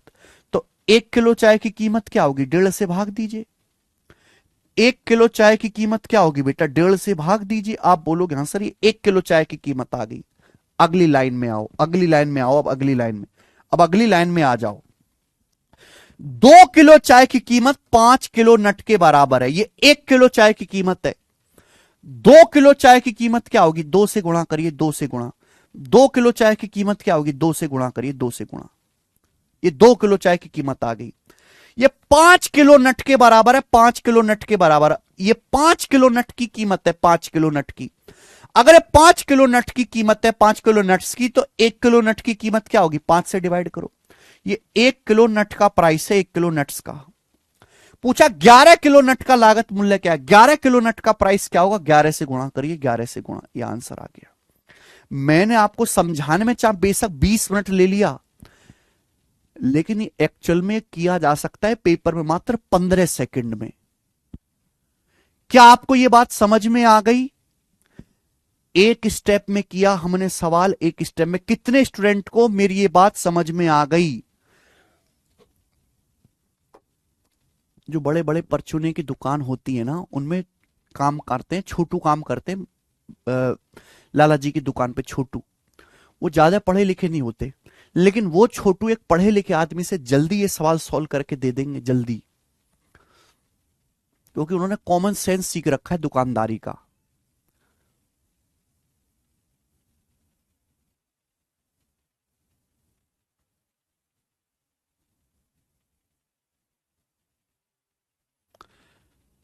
एक किलो की कीमत निकालते चले जाओ, बाकी आगे करते जाओ। समझ गए? केवल यहां से कैलकुलेशन करनी है। 1.5 से 9 चला जाएगा जी 6 बार है भाई। और मेरे दोस्तों ये आप देख लीजिए, 5 चौक 20, 20 से आपका मेरे दोस्तों 300 चला जाएगा आपका 15 बार। और 15 गुणा 14, 210 दूनी 420, 420 की 11 में गुणा करेंगे तो 4200 और 420 4620 रुपए, 4620 रुपीज इस सवाल का आंसर है। हल की कैलकुलेशन है, ऑप्शन नंबर डी। एक बार और बताने लायक नहीं है, मैंने धीरे धीरे एक ही बार बताया है, ठीक है ना। खत्म। आखिरी टाइप अब इस चैप्टर का,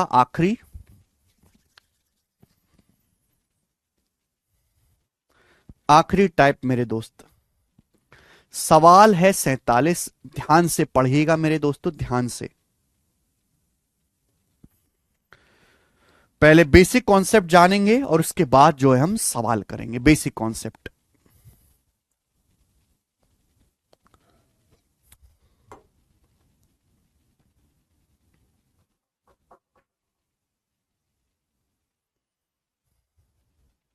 हाँ ध्रुव शर्मा,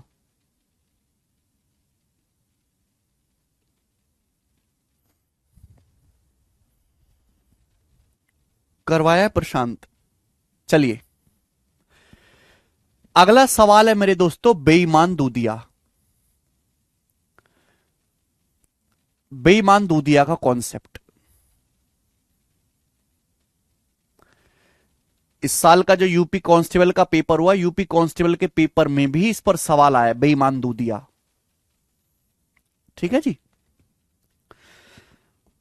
दूधिया का बिजनेस आप जानते हैं। पहले बेसिक कॉन्सेप्ट समझेंगे, पूरा माहौल। अगर आप कॉन्सेप्ट समझ गए तो सवाल एक एक सेकंड में होंगे सारे। असली चीज है कॉन्सेप्ट समझना। आप दूधिया का बिजनेस समझते हैं? दूधिया जो है गांव से दूध खरीदता है और शहर में लाके बेचता है। दूधिया गांव से दूध खरीदता है और शहर में लाके बेचता है, ठीक है। वह गांव से सस्ता दूध खरीदेगा और शहर में लाके महंगा बेचेगा। गांव से सस्ता दूध खरीदेगा, शहर में लाके बेचेगा। तो ये कोई बेईमानी नहीं हुई, ये हुआ मेरे दोस्तों बिजनेस की। गांव से मेहनत है ना, सस्ता दूध गांव से खरीदा और शहर में लाके बेचा। तो मेरे दोस्तों ये कोई बेईमानी नहीं है, ये हुआ बिजनेस मेरे प्यारे भाई, यानी कि प्राइस बढ़ाकर बेचता है। क्लियर है? तो बेईमानी कब होती है? बेईमानी तब होती है कि जब दुकानदार जो दूधिया है वो गांव से सस्ता दूध लाकर शहर में महंगा बेचता है, लेकिन दूध में रास्ते में मिलावट भी कर देता है, पानी भी मिला देता है। रास्ते में नल मिला, नल से जो है पानी भर दिया, ये होगी बेईमानी। यानी कि दूधिया दो तरीके से प्रॉफिट कमाता है, दो तरीके से प्रॉफिट। एक वो प्रॉफिट कमा सकता है प्राइस बढ़ाकर, प्राइस बढ़ाकर सस्ता दूध खरीद के लाओ महंगा बेचो। और दूसरा वो प्रॉफिट कमाता है बेटा मिलावट करके, मिलावट करके, मिलावट करके। ठीक है बेटा, दूध में पानी मिलाकर, दूध में पानी मिलाकर मेरे दोस्तों दो तरीके से वो प्रॉफिट कमा सकता है। आप बोलोगे हाँ जी सर। तो मैं आपके सामने यहां पर पहला केस लिख रहा हूं, फर्स्ट केस। मैं आपके सामने मेरे दोस्तों यहां से फर्स्ट केस लिख रहा हूं, फर्स्ट केस। ध्यान समझिएगा। एक दूधिया कहता है भाई साहब मैं बहुत बढ़िया आदमी, मैं देश सेवा का काम कर रहा हूं, सेवा का। मैं गांव से जिस प्राइस में दूध खरीद के ला रहा हूं उसी प्राइस में बेच रहा हूं आपको। मैं जिस प्राइस पे दूध खरीद के ला रहा हूं उसी प्राइस पे दूध बेच रहा हूं। दूधिया कहता है भाई मैं गांव से 50 रुपए पर लीटर का दूध खरीद के ला रहा हूं, 50 रुपए पर लीटर। और शहर में आके 50 रुपए पर लीटर ही बेच रहा हूं, शहर में आके 50 रुपए पर लीटर ही दूध बेच रहा हूं, 50 रुपए पर लीटर का खरीद के ला रहा हूं, 50 रुपए पर लीटर ही बेच रहा हूं। यानी कि मैं दूध का प्राइस ही नहीं बढ़ा रहा, मैं तो सेवा का काम कर रहा हूं। लेकिन फिर भी दूधिया प्रॉफिट कमा सकता है, पर फिर भी दूधिया प्रॉफिट कमा सकता है दूध में पानी मिलाकर, दूध में पानी मिलाकर। एक हर चीज को मैं एग्जांपल समझाऊंगा। सपोज दूधिया जो है गांव से 20 लीटर दूध खरीद के लाता है, सपोज दूधिया गांव से 20 लीटर दूध खरीद के लाता है, 20 लीटर दूध खरीद के लाता है गांव से, 20 लीटर, ठीक है बेटा। और रास्ते में वो 4 लीटर पानी मिला देता है, रास्ते में क्या करता है, 4 लीटर पानी मिला देता है, 4 लीटर पानी मिला देता है, ठीक है। गांव से 20 लीटर दूध खरीद के लाया, रास्ते में हैंडपंप दिखा, 4 लीटर पानी मिलाया, 4 लीटर उसने पानी मिला दिया। अब मेरे दोस्तों शहर में आके तो प्योर दूध बेच नहीं रहा, शहर में आके तो प्योर दूध बेच नहीं रहा भाई, गांव से खरीदता है प्योर दूध 20 लीटर, 20 लीटर, और रास्ते में 4 लीटर उसमें पानी मिला देता है। तो जब शहर में आएगा तो वो दूध पानी का मिश्रण बेचेगा। 20 लीटर दूध में 4 लीटर पानी मिला दिया तो 24 लीटर मिश्रण हो गया उसके पास, 24 लीटर, तो 24 लीटर मिश्रण बेचेगा, 24 लीटर। बोलो हां, आप बोलोगे हां जी सर बिल्कुल सही, वो 24 लीटर यहां पर मिश्रण बेचेगा, 24 लीटर। यानी कि उसने मिलावट कितनी करी है भाई, उसने 20 लीटर दूध में, 20 लीटर मिल्क में उसने 4 लीटर पानी मिलाया है, 20 लीटर दूध में उसने 4 लीटर पानी मिलाया, 4 लीटर, तो उसने मिलावट कितनी करी है बेटा ये बताओ। 4 पंजे 20, 1/5, 1/5 उसने मिलावट की है, यानी कि 20%, यानी कि दूधिया ने दूध में 20% मिलावट करी है, 20% मिलावट करी है। तो आप मुझे बताओ 20 लीटर दूध में 4 लीटर पानी मिलाया तो 20% उसने मिलावट कर दी। आप हमें बताओ दूधिया का फायदा कितना होगा, दूधिया का प्रॉफिट कितना होगा, या होगा भी कि नहीं होगा। ध्यान सुनिएगा, दूधिया कहता है भाई साहब मैं तो बहुत बढ़िया आदमी हूं, मैं दूध कॉस्ट प्राइस पर ही बेच रहा हूं, मैं गांव से 50 रुपए लीटर का दूध खरीद के लाता हूं, 50 रुपए लीटर का ही बेचता हूं, मैं कोई पैसा नहीं कमाता। लेकिन अंदर की बात तो हमें ही पता है ना, वो गांव से कितना दूध खरीद के लाता है, 20 लीटर। अगर 1 लीटर दूध 50 रुपए का है तो 20 लीटर दूध कितने का होगा, 20 से गुणा करो, इतने रुपए का खरीदा होगा। अगर 1 लीटर दूध गांव से 50 रुपए का खरीदता है तो 20 लीटर कितने का खरीदा होगा, 20 से गुणा। लेकिन जब बेचने की बारी आती है तो कहता है भाई साहब मैं 50 रुपए पर लीटर का ही बेच रहा हूं दूध, लेकिन जब बेचने की बारी आती है तो वो दूध तो बेचता ही नहीं है, वो तो मिश्रण बेचता है, दूध पानी का मिश्रण बेचता है, मिक्सर बेचता है दूध पानी का। कितना, 24 लीटर। यानी कि गांव से लेके आया था 20 लीटर, शहर में आके बेचेगा वो 24 लीटर। शहर में आके कितना दूध बेचेगा वो, 24 लीटर दूध बेचेगा, शहर में आके 24 लीटर, शहर में आके 24 लीटर दूध बेच डालेगा मेरे प्यारे भाई वो। आप बोलोगे हां जी सर, तो मेरे दोस्तों उसको कितना प्रॉफिट होगा, सीपीएसपी का रेशियो ले लेंगे। जब सीपीएसपी का रेशियो लेंगे मेरे दोस्तों तो प्राइस तो कट ही जाएगा ना ये। यानी कि मेरे दोस्तों जिस रेशियो में उसने मिलावट की है, जिस रेशियो में उसने मिलावट की है, प्रॉफिट भी उसी रेशियो में हुआ है। यानी कि अल्टीमेटली 20 का सामान 24 में बिका, 20 का सामान 24 में बिका, तो उसको 20% ही प्रॉफिट हुआ, 20% ही प्रॉफिट हुआ बेटा। तो कॉन्सेप्ट ये बनता है कि अगर कोई दूधिया केवल मिलावट करता है, अगर कोई दूधिया दूध में पानी मिलाकर बेचता है, मिलावट करके बेचता है कॉस्ट प्राइस पर, तो जितना उसने दूध में पानी मिलाया है उतने ही परसेंट का प्रॉफिट होगा। अगर उसने 20% पानी मिलाया है तो 20% प्रॉफिट होगा, 40% पानी मिलाया 40% प्रॉफिट होगा, कि वो पानी है फ्री का पानी, तो बेटा हैंडपंप से भर जा, कोई बिस्लेरी का पानी थोड़ा ना मिलाता है दूधिया कोई बिस्लेरी की बोतल खरीद के, ठीक है भाई। तो जो वो एक्स्ट्रा मिलावट कर रहा है, फ्री का सामान भी दूध के दाम पे ही बेच रहा है, वही उसका प्रॉफिट हो जाएगा। क्या आपको कॉन्सेप्ट समझ में आ गया? हालांकि एक समझदार बच्चे को यह बात बिना बताए समझ जानी चाहिए, पर फिर भी देख लीजिए।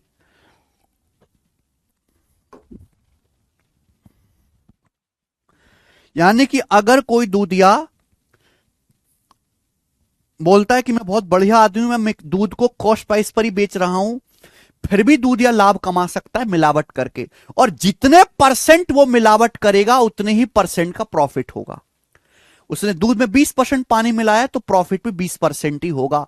अगर आपको कॉन्सेप्ट समझ में आ गया है तो कमेंट में यस लिख दीजिए, यस। अगर आपके कॉन्सेप्ट समझ में आया तो कमेंट में यस लिख दीजिए, यस सर।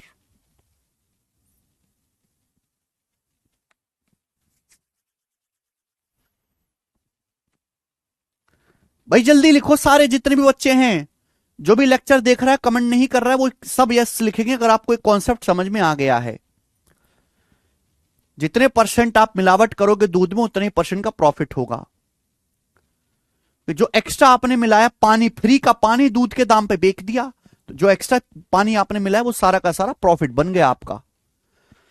चलो पहले इस टाइप 1 के सवाल कर लेते हैं, फिर आपको मैं दूसरा टाइप कराऊंगा। या मैं पहले कॉन्सेप्ट ही बता देता हूं, चलो पहले कॉन्सेप्ट ही बता देता हूं, या छोड़िए पहले इस पे सवाल कर लेते हैं भाई, इसके सवाल कर लेते हैं पहले। देखिए सवाल नंबर 48 बनाओ।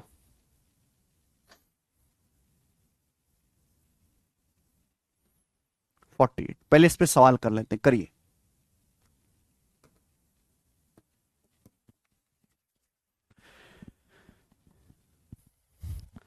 एक दूधिया दूध में पानी मिलाता है, पानी मिलाने के बाद क्या बनेगा, मिश्रण। वो मिश्रण को शुद्ध दूध के क्रिय मूल्य पर बेचकर, यानी कि वो दूध में पानी मिला दिया, पानी मिलाने के बाद जो मिश्रण बन गया उसे वो प्योर मिल्क के सीपी पर बेच रहा है। यानी कि गांव से जितने का जिस प्राइस में दूध खरीद के ला रहा उतने ही प्राइस पे बेच रहा है, लेकिन फिर भी वो 28.33% का प्रॉफिट कमाता है। ज्ञात करिए उसने दूध और पानी को किस अनुपात में मिलाया, दूध पानी को किस अनुपात में मिलाया। भाई साहब वो दूध में पानी मिलाने के बाद मिश्रण को सीपी पर ही बेच रहा है, प्योर मिल्क के सीपी पर ही, फिर भी उसे 28.33% प्रॉफिट हो रहा है। इसका मतलब उसने 28.33% की ही मिलावट करी है। 28.33% क्या होता है, 20% प्लस 8.33%, ये तो होता है। बोलो 20% 1/5, 8.33% 1/12, 5/12 का एलसीएम 60 आ जाएगा, 12×5 17/60। यानी कि अगर वो 60 लीटर दूध खरीद के लाया गांव से तो उसमें उसने 17 लीटर पानी मिला दिया, तो मिल्क वाटर का रेशियो आएगा 60:17। ए ऑप्शन 60:17 इसका आंसर है। बी नहीं है बेटा, ए ऑप्शन है। हाँ 47 भी करवाऊंगा शेर सिंह जाटव जी, पहले ये करिए। 60 लीटर दूध में उसने 17 लीटर पानी मिलाया, आंसर इज ए ऑप्शन। आगे आइए 49 सवाल करिए बेटा। ये देखो सवाल, सवाल एमटीएस 2023 के पेपर में, one of the finest quality question जो एमटीएस में पूछा गया है।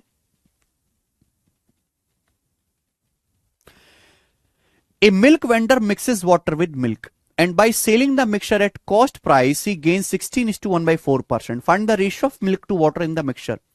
एक दूध सेलर दूध में पानी मिलाता है और मिश्रण को लागत मूल्य पर ही बेचता है, प्राइस नहीं बढ़ाया उसने, प्राइस तो बढ़ा ही नहीं, फिर भी उसने 16 सही 1/4% प्रॉफिट कमाया। तो बताओ दूध पानी का अनुपात किस रेशियो में, मिश्रण में। 16 सही 1/4% होता है 10% 1/10 प्लस 6:1/4% 1/16, 10% 1/10 और 6:1/4% 1/16। 10 16 का एलसीएम 80 आएगा, 10 8 80, 16 5 80, 13 हो जाएगा, 8 5 13। यानी कि उसने 80 लीटर दूध में 13 लीटर मेरे दोस्तों पानी मिलाया है। अगर उसे 16 सही 1/4% प्रॉफिट हुआ है तो उसका मतलब अगर गांव से 80 लीटर दूध खरीद के लाया 80, तो उसने 13 लीटर पानी मिलाया, तो मिल्क वाटर का रेशियो हो जाएगा बी ऑप्शन 80:13, है ना। पानी दूध का पूछता तो उल्टा आ जाता। कर पाओगे, लेटेस्ट सवाल है बच्चे, एमटीएस के पेपर का है, ये बताइए। अच्छा सवाल है ये।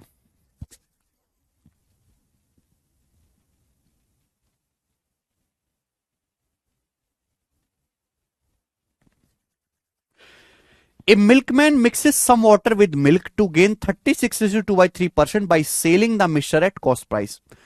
एक दूधिया दूध में पानी मिलाता है और मिश्रण को सीपी पर बेचकर 36 सही 2/3% का प्रॉफिट कमाता है। Find the concentration of milk in total मिश्रण। टोटल मिश्रण में दूध का कंसंट्रेशन, दूध की सांद्रता ज्ञात करें। एक बार बताओ, एक दूधिया ने प्राइस तो बढ़ाया ही नहीं भाई, दूधिया ने प्राइस तो बढ़ाया नहीं, वो मिश्रण को सीपी पर ही बेच रहा है। जिस भाव में दूध खरीद के ला रहा है गांव में, उसी भाव से बेच रहा है। लेकिन 36 सही 2/3% का उसे प्रॉफिट होता है। 36 सही 2/3% होता है बेटा 20%, प्लस 16 सही 2/3%। आपको सोचना पड़ेगा 20 16 36, 20% 1/5, 16 सही 2/3% 1/6, यानी कि आ गया 6 पंजे 30, 6 5 11, 11/30 उसे प्रॉफिट हुआ। 11/30। इसका मतलब यह है कि उसने 30 लीटर दूध में 11 लीटर पानी मिलाया है। 30 लीटर दूध में 11 लीटर पानी मिलाया है। 30 लीटर दूध में 11 लीटर पानी की मिलावट करी है। लेकिन आपसे ये तो पूछा नहीं, आपसे पूछा बताओ टोटल मिश्रण में मिल्क का कंसंट्रेशन क्या है। आप मुझे बताओ टोटल मिक्सचर कितना बन गया। अगर आपने गांव से 30 लीटर दूध खरीदा था जिसमें आपने 11 लीटर पानी मिला दिया, तो टोटल मिश्रण 30 लीटर में आपने 11 लीटर पानी मिला दिया, तो टोटल मिश्रण बन गया 41 लीटर। 41 लीटर टोटल मिश्रण बन गया, 41। और इस 41 लीटर दूध में, 41 लीटर सॉरी मिश्रण में दूध कितना है 30 लीटर। 41 लीटर के मिश्रण में दूध आपका 30 लीटर है। यही तो होता है कंसंट्रेशन, कि आउट ऑफ टोटल मिश्रण मिल्क की क्वांटिटी कितनी है, यही तो पूछा है। लेकिन आपसे परसेंटेज में पूछा है तो इंटू 100% आएगा, इंटू 100%। बताओ क्या आ रहा है बेटा, डिवाइड करना है तो 41 सत्ते आ जाएगा आपका 287, बच जाएगा 13, फिर आपका 41 तिया चला जाएगा 123, यानी कि 73.17% अप्रोक्स आएगा। सी ऑप्शन, ठीक है जी। मौसम जी ये वाला बेसिक आपने पढ़ा, ये बेमान दूधिया का ये बेसिक था, ठीक है। प्रॉफिट लॉस की तो शीट खत्म हो गई, अब डिस्काउंट होगा शुरू, डिस्काउंट। अच्छा सवाल है बेटा, समझ गए सब लोग? हां बोलते चला करो यार कम से कम।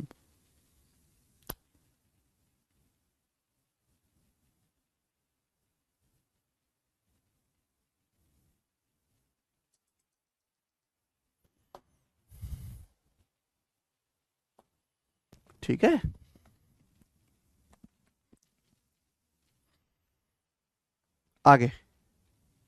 51। बताओ जल्दी से क्या आंसर है।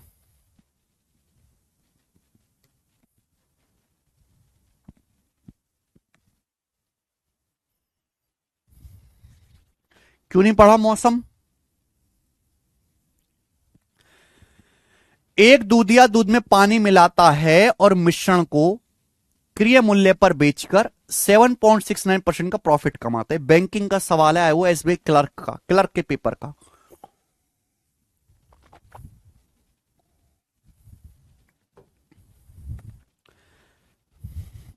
एक दूधिया दूध में पानी मिलाता है, मिश्रण को सीपी पर बेचकर 7.69% प्रॉफिट कमाता है। सवाल में 1 लीटर मिश्रण में पानी की मात्रा क्या होगी, और आंसर बताना है एमएल में। 7.69% के आप जानते नहीं हो। 7.69% की फ्रैक्शन वैल्यू डायरेक्ट 1/13 होती है, मैंने आपको याद भी करवाई है परसेंटेज में। तो यहां पे दूधिया ने दूध का प्राइस तो बढ़ाया नहीं, प्राइस वो सीपी पर ही बेच रहा है। 7.69% प्रॉफिट कमा रहा है, इसका मतलब यह है कि वो 13 मिल्क में 1 यूनिट पानी मिलाता है।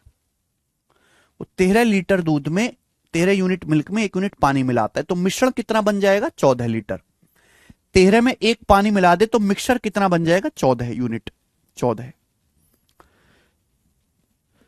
ठीक है, जबकि मिश्रण है कितना 1 लीटर। 1 लीटर होता है बेटा 1000 ml। 1 लीटर होता है 1000 ml, 1000 ml। 1 लीटर 1000 ml के बराबर होता है। पानी की मात्रा पूछे, पानी कितना है? 1 यूनिट।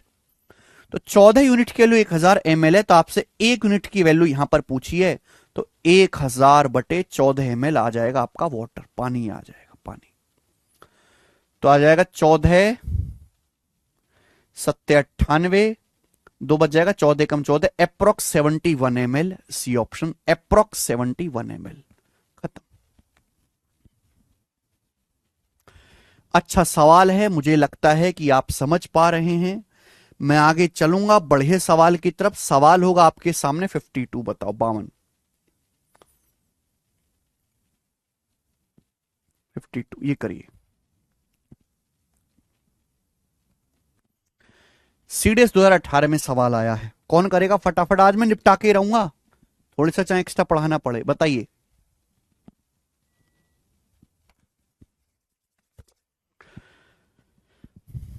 सवाल है, एक दूध विक्रेता ने ₹8.5 पर लीटर के हिसाब से 28 लीटर दूध खरीदा। कुछ पानी मिलाने के बाद उसने मिश्रण को उसी कीमत पर बेच दिया। यानी कि जिस प्राइस में दूध खरीदा है उसी प्राइस पर बेच दिया, यानी कि प्राइस तो बढ़ा ही नहीं दूध वाले ने। यदि उसका प्रॉफिट, पानी मिलाने के बाद उसका प्रॉफिट 12.5% है, तो उसने कितना पानी डाला है?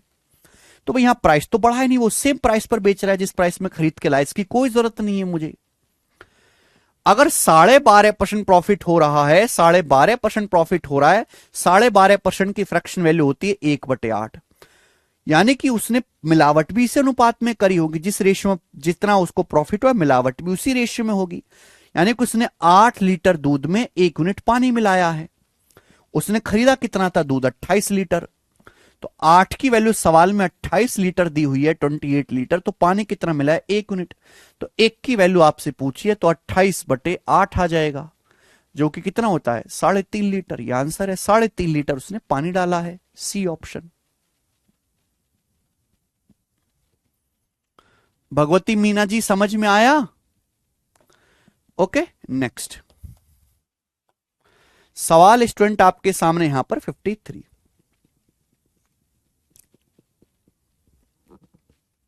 ये बताइए, इस टाइप का लास्ट क्वेश्चन है, इसको खुद से ट्राई करना। ये इस टाइप का लास्ट क्वेश्चन है 53, इसको खुद से ट्राई करना आप लोग, ठीक है? इसी वैरायटी का है। चलिए, तो ये मैंने आपको कॉन्सेप्ट सिखाया मेरे प्यारे भी, कि अगर आप प्राइस नहीं बढ़ा रहे, केवल मिलावट कर रहे हो, तो जितने परसेंट आप मिलावट करोगे प्रॉफिट भी उतने ही परसेंट में होगा। अब यहां पर दूसरा केस, सेकंड केस समझते हैं। Second case, second case,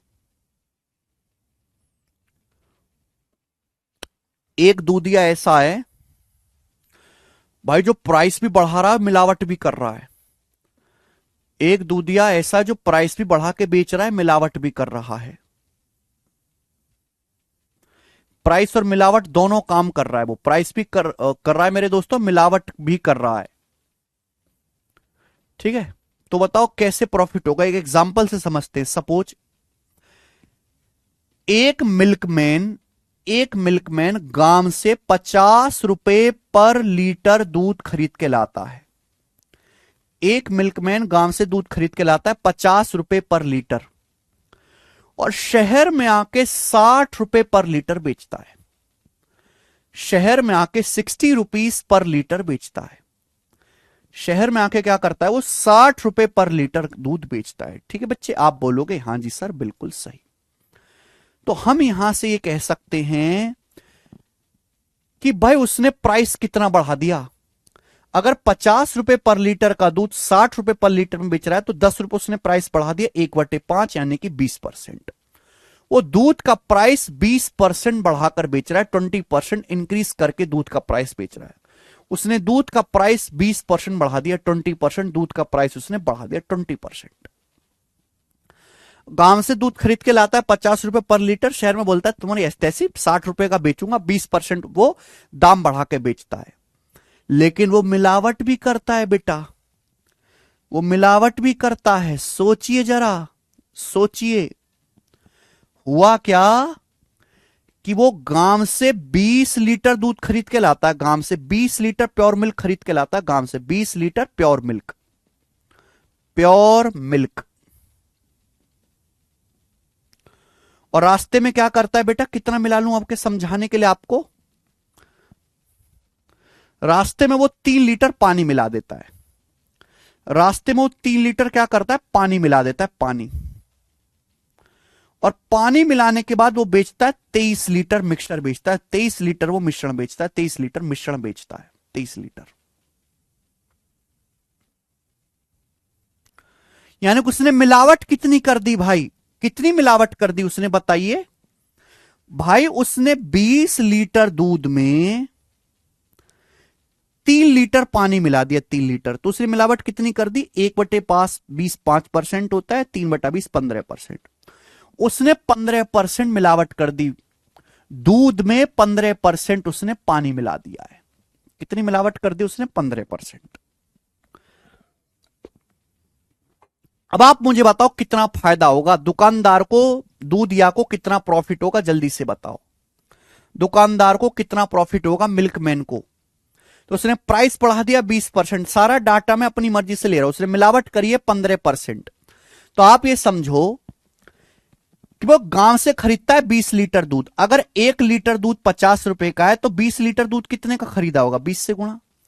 20 litre दूध में रास्ते में उसने 3 लीटर पानी मिला दिया, तो शहर में आके बेचता है 23 लीटर, 23 लीटर सारा का सारा बेचेगा।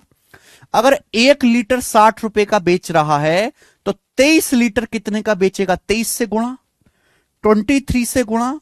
और आप बोलोगे सर जी आपको प्रॉफिट निकालना है तो इसका रेशियो ले लीजिए, इसका रेशियो, सिंपल सा रेशियो ले लीजिए। आप बोलोगे हाँ जी सर बताओ कितनी बार जा रहा है, कुछ कट रहा है तो काट लो, नहीं तो छोड़ दो। 20 से कट रहा है 60 3 बार, 20 से 60 3 बार कट रहा है, तो ये आ जाएगा 50 रेशियो 23 50 रेशियो 69 हो गया।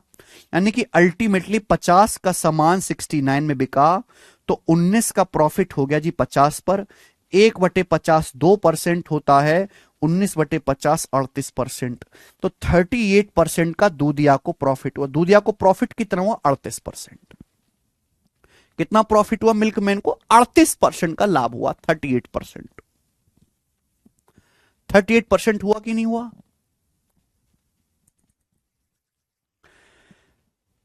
ऐसा नहीं होता सौरभ राजक, आपने टोटल सामान कितने का खरीदा, टोटल सामान कितने का बेचा, उसको रेशियो लेंगे तब आपका जाके प्रॉफिट परसेंटेज निकल के आएगा। समझ में आया। क्या आपको यह नहीं पता चल रहा कि यार ये सक्सेसिव है, ये सक्सेसिव नहीं है। सक्सेसिव का मतलब है मेरे प्यारे भाई, सक्सेसिव का मतलब है सीधी सीधी गुणा, गुणा का मतलब ही तो सक्सेसिव होता है। आपने प्राइस की और मिलावट की सीधी सीधी गुणा कर दी, आपने प्राइस की और मिलावट की सीधी सीधी गुणा कर दी, तो ये सक्सेसिव ही तो है। जहां मल्टीप्लाई का मतलब ही तो सक्सेसिव है। आपने प्राइस की और मेरे दोस्तों मिलावट की सीधी सीधी मल्टीप्लाई कर दी, तो ये सक्सेसिव ही तो है। तो आप यहां पर फॉर्मूला भी लगा सकते हो।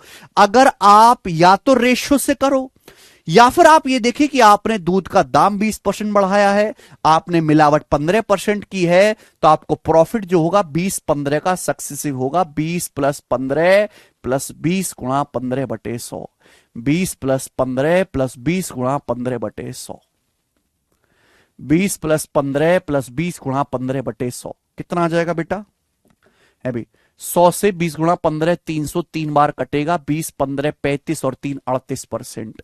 तो आपको 38% मेरे दोस्त यहां से प्रॉफिट हुआ है, 38% का लाभ हुआ है। यानी कि अगर मेरे दोस्तों कोई दुकानदार प्राइस भी बढ़ा रहा है और मिलावट भी कर रहा है, तो ओवरऑल जो प्रॉफिट होगा वो हमेशा सक्सेसिव होगा। ओवरऑल जो प्रॉफिट होगा वो हमेशा सक्सेसिव होगा। क्रमागत आपको निकालना पड़ेगा फॉर्मूला से। एक्स और वाई का सक्सेसिव होता है x + y + xy/100। समझ में आया। आप बोलोगे हाँ जी सर बहुत बढ़िया से समझ में आया, लेकिन ये चीज समझाने के लिए एग्जाम्पल लेना बहुत जरूरी था, इसलिए मैं पहले एग्जाम्पल लेके बताता हूं, फिर उसके बाद कॉन्सेप्ट निकल के आता है कि भाई हो तो सीधी सीधी गुणा ही रही है ना, और गुणा का मतलब ही सक्सेसिव होता है। तो अगर कोई दुकानदार मिल्कमैन प्राइस भी बढ़ा रहा है दूध का, मिलावट भी कर रहा है, तो कुल प्रॉफिट निकालने के लिए आपको सक्सेसिव करना पड़ेगा। ये बात आप रेशियो से भी कर सकते हो। आप मुझे बताओ, आपने दूध का प्राइस कितना बढ़ाया? 20%। दूध का आपने प्राइस कितना बढ़ाया? 20%। 1/5, 1/5 मतलब 5 का समान 6 में 20% प्राइस बढ़ाया, यानी कि 5 का समान 6 में मल्टीप्लाई। फिर आपने मिलावट करी 15%। 15% मिलावट मतलब 3/20, 3/20। 15% मिलावट मतलब 3/20, यानी कि 20 का समान 20 दूध था, तो 20 में आपने 3 पानी मिला दिया, तो मिक्सचर कितना हो गया? 23। 20 दूध था तो 20 में आपने 3 पानी मिला के कितना कर दिया? 23। सीधी सीधी गुणा। कितना आएगा मेरे दोस्तों? है ना, सक्सिव का मतलब होता है सीधी सीधी मल्टीप्लाई। 20 पंजे 100 और 23 छिक्का 138, यानी कि अल्टीमेटली 100 का समान 138 में बिका, तो कितना प्रॉफिट हुआ? 38% आपका लाभ हुआ, लाभ। तो आप रेशियो भी यहां पे लगा सकते हैं, आप फॉर्मूला भी लगा सकते हैं, दोनों ही रास्ते हैं। पहले वाले में तो जरूरत ही नहीं थी बेटा, वहां तो हम प्राइस बढ़ा ही नहीं रहे थे, जितनी मिलावट है उतना ही प्रॉफिट है। अब इस पर बेस सवाल करेंगे और जल्दी से खत्म करेंगे सवालों को। ये बताओ, सवाल नंबर 47। एक डेयरी मालिक पनीर बेचता है और 12% लाभ हासिल करने का दावा करता है। इस बात का पहले आप मुझे मतलब समझाओ। एक डेयरी का ओनर है, वो पनीर बेचने का काम करता है और 12% प्रॉफिट कमाना चाहता, 12% प्रॉफिट हासिल करने का दावा करता है। इसका मतलब यह है, वो क्लेम कर रहा है कि मुझे 12% प्रॉफिट हो रहा है। इसका मतलब यह कि उसने प्राइस 12% बढ़ा दिया है, वो पनीर का दाम प्राइस 12% बढ़ाकर बेच रहा है, यह मीनिंग हुआ।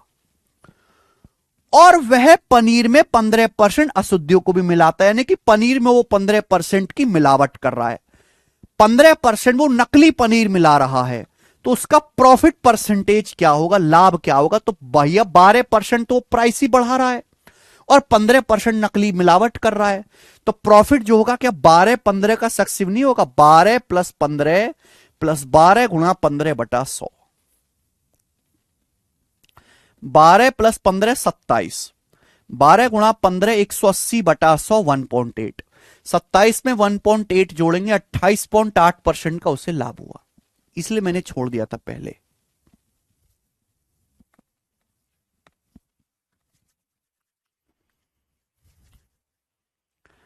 बताओ, ये सवाल यूपी कांस्टेबल के पेपर का है भाई मेरे, जो पिछली बार हुआ था 2018 में। नेक्स्ट, ये सब तो मैं आपको करवा ही चुका हूं, 53 तक एक टाइप के सवाल हैं, इस टाइप के बचे हुए सवाल कर लेते हैं। ठीक है, ये बताओ, सवाल नंबर 54 कौन करेगा?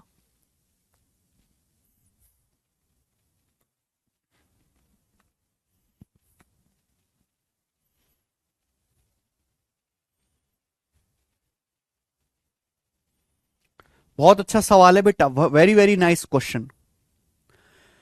एक दूधिया दूध में पानी मिलाकर एक दूधिया दूध में पानी मिलाकर मिश्रण को शुद्ध दूध के क्रय मूल्य से 25% अधिक मूल्य पर बेचता है। यानी कि मेरे दोस्तों, एक दूधिया ने 25% प्राइस बढ़ा दिया। एक दूधिया दूध में पानी मिलाता है और 25% उसने प्राइस बढ़ा दिया, 25% तो वो अधिक मूल्य पर बेचता है। ठीक है बेटा, दूध के सीपी से 25% अधिक मूल्य पर बेचता है, यानी कि दोनों काम कर रहा है। दूधिया दूध में पानी भी मिला रहा है और पानी मिलाने के बाद मिश्रण को प्योर मिल्क के सीपी से 25% अधिक प्राइस पर बेच रहा है, यानी कि उसने प्राइस 25% बढ़ा दिया। अब उसे 40% का लाभ हुआ, 40% का लाभ हुआ। बताओ मिश्रण में दूध पानी का अनुपात कितना है?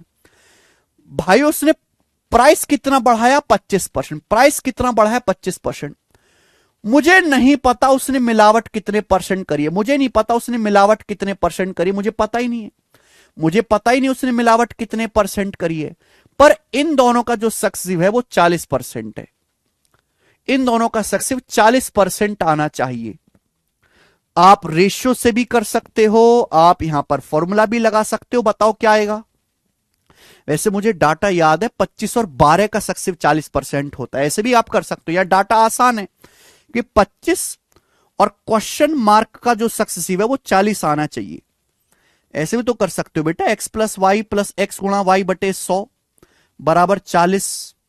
तो यहां से कैलकुलेशन कर लीजिए आप, 25 से 100 4 बार कट जाएगा तो ऐड हो जाएगा, तो 5 गुणा क्वेश्चन मार्क बटे 4 कितना आ जाएगा, 40 माइनस 25 15, तो क्वेश्चन मार्क आ जाएगा जी आपका 5 या 15 12। यानी उसने 12% की मिलावट करी है, क्वेश्चन मार्क आपका 12 आ गया, 12% उसने मिलावट करी है।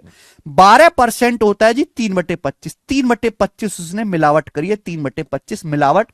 यानी कि अगर मिल्क अगर 25 है तो उसने उसमें 3 पानी मिला दिया है। दूध पानी का अनुपात पूछे कौन सा ऑप्शन है, ये है बेटा। 2 से गुणा करके लिख दिया 50/6, 2 से गुणा करके लिख दिया 50/6। 25 और 12 का सक्सिव 40 होता है। आप बोलोगे सर मजा आ गया, क्या गजब सवाल था सर। आइए आगे, सवाल नंबर 55 करो दोस्त।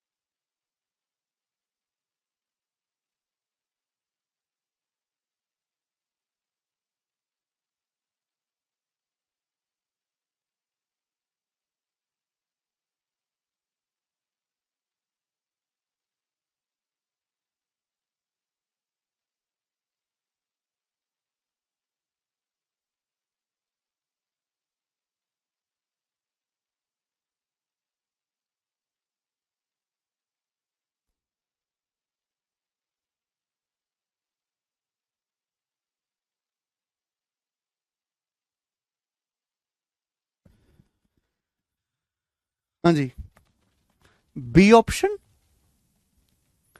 बी ऑप्शन कैसे होगा। एक दूध वाले ने दूध में पानी मिलाकर उसका प्राइस 25% बढ़ा दिया, उसे 37.5% लाभ हुआ। तो ज्ञात कीजिए कि उसने 17.6 लीटर मिश्रण में कितना पानी मिलाया होगा, यही सवाल है। तो यार ये भी डाटा आसान है भाई, 25% तो उसने प्राइस बढ़ा दिया, 25% तो उसने प्राइस बढ़ा दिया है। मुझे नहीं पता उसने मिलावट कितने परसेंट करी, उसको प्रॉफिट कितना हुआ है 37.5, यानी कि 25 और क्वेश्चन मार्क का सक्सेस 37.5 है। मैं फॉर्मूला लगा सकता हूं, मैं रेशियो भी लगा सकता हूं, लेकिन इतना पढ़ने का फायदा क्या है, इतने सवाल लगाने का फायदा क्या है, जब तक आपको इतनी समझ ना हो डाटा की कि 25 और 10 का सक्सेसिव 37.5 होता है। फिर आप में और उस बच्चे में फर्क क्या है जो 10 सवाल प्रैक्टिस करता है, आप करते हो 40 सवाल प्रैक्टिस, फर्क भी तो आना चाहिए कुछ। 25 और 10% का सक्सेसिव, 25 प्लस 10 35 प्लस 25 गुणा 10/100 37.5 होता है। यानी कि उसने 10% मिलावट करी है, 10% मिलावट। अगर आप इतनी बुद्धि नहीं सोच पाते तो आप फिर रेशियो से निकालें, मैं वो भी करके दिखाऊंगा आपको। 10% का मतलब 1/10 उसने मिलावट करी है, यानी कि मिल्क अगर 10 है तो उसने 1 यूनिट इसमें पानी मिलाया है, तो मिक्सचर हो जाएगा 11। 10 में 1 पानी मिलाएगा तो मिक्सचर तो 11 हो जाएगा। तो पूछा 17.6 लीटर मिश्रण में कितना पानी होगा, तो मिश्रण है 17.6 लीटर, 11 की वैल्यू 17.6 है, तो पानी कितना है 1 यूनिट। एक की वैल्यू क्या आएगी 11 कम 11 11 चिंग 66, एक की वैल्यू 1.6 लीटर, ये आपका पानी होगा। 1 यूनिट की वैल्यू आपको निकालनी थी 1.6 लीटर, ए ऑप्शन। पता नहीं कौन सी दुनिया में रहते हो, बिल्कुल कचरा गैंग। या तो सही बताया करो, जब सही आंसर आता है तो इंसान को पता लग जाता है कि सही हुआ है। ये करिए जरा, सवाल नंबर 56 फटाफट।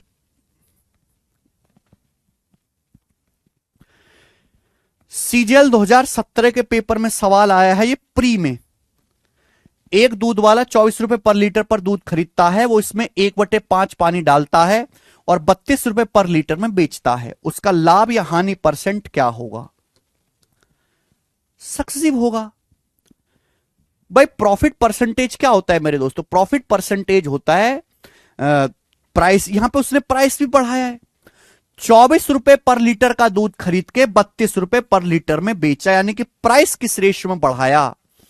24 रुपए पर लीटर का दूध खरीदा था, 24 का सामान उसने 32 में बेचा, ये प्राइस हो गया। मल्टीप्लाई 1/5 उसने पानी डाला, 1/5 उसने पानी की मिलावट करी, यानी कि 5 लीटर अगर दूध खरीदा है तो 5 लीटर में 1 लीटर पानी मिला दिए, तो मिश्रण कितना हो गया? 6। और इन दोनों का सक्सेसिव, सक्सेसिव मतलब सीधी सीधी गुणा। में रेशियो से वो फॉर्मूला भी लगा सकता हूं, लेकिन पहले परसेंटेज निकालना पड़ेगा। कितना आ गया बेटा? ये आ जाएगा 8 चौक 32 और 8 तिया 24। ठीक है, 3 दूनी 6, यानी कि 8/5 आ गया। अल्टीमेटली अगर 5 का सामान है तो 8 में बिका, 5 का सामान 8 में बिका, तो 3 का प्रॉफिट हुआ 3/5। 1/5 20%, 3/5 60%, तो 60% आपको प्रॉफिट हुआ। D option. क्या परेशानी थी इस सवाल में? लास्ट क्वेश्चन करो, लास्ट इस सीट का और आज की क्लास का आखिरी सवाल, सवाल नंबर 57 करिए।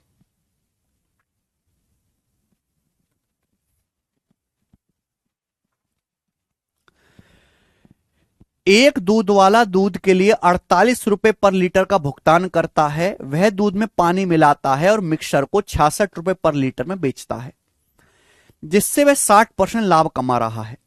ग्राहक को मिलने वाले दूध में पानी और दूध का अनुपात कितना है? ग्राहक को मिलने वाले दूध में पानी और दूध का अनुपात कितना है? वाटर मिल्क का रेशियो पूछा है। ग्राहक को तो दूध मिल ही नहीं रहा ना, ग्राहक को तो जो दूध मिल रहा है एक्चुअली वो मिश्रण है। ग्राहक को बेचा जा रहा है दूध बेच के, ग्राहक को बेचा जा रहा है दूध बता के, लेकिन मेरे प्यारे भी एक्चुअली में वो तो दूध पानी का मिश्रण है। अब बताइए मेरे दोस्तों, एक दूधिया दोनों काम कर रहा है। पहला काम उसने करा प्राइस बढ़ाने का, 48 रुपए पर लीटर का दूध खरीद के लाता है और 66 रुपए पर लीटर का बेचता है, तो उसने प्राइस बढ़ाया। दूसरा काम उसने किया कि उसने दूध में पानी मिलाया, तो उसने मिलावट करी और उसे कुल लाभ हुआ 60% का, उसे कुल लाभ हुआ मेरे दोस्तों। यानी कि ओवरऑल प्रॉफिट जो होगा इन दोनों का सक्सेसिव होगा।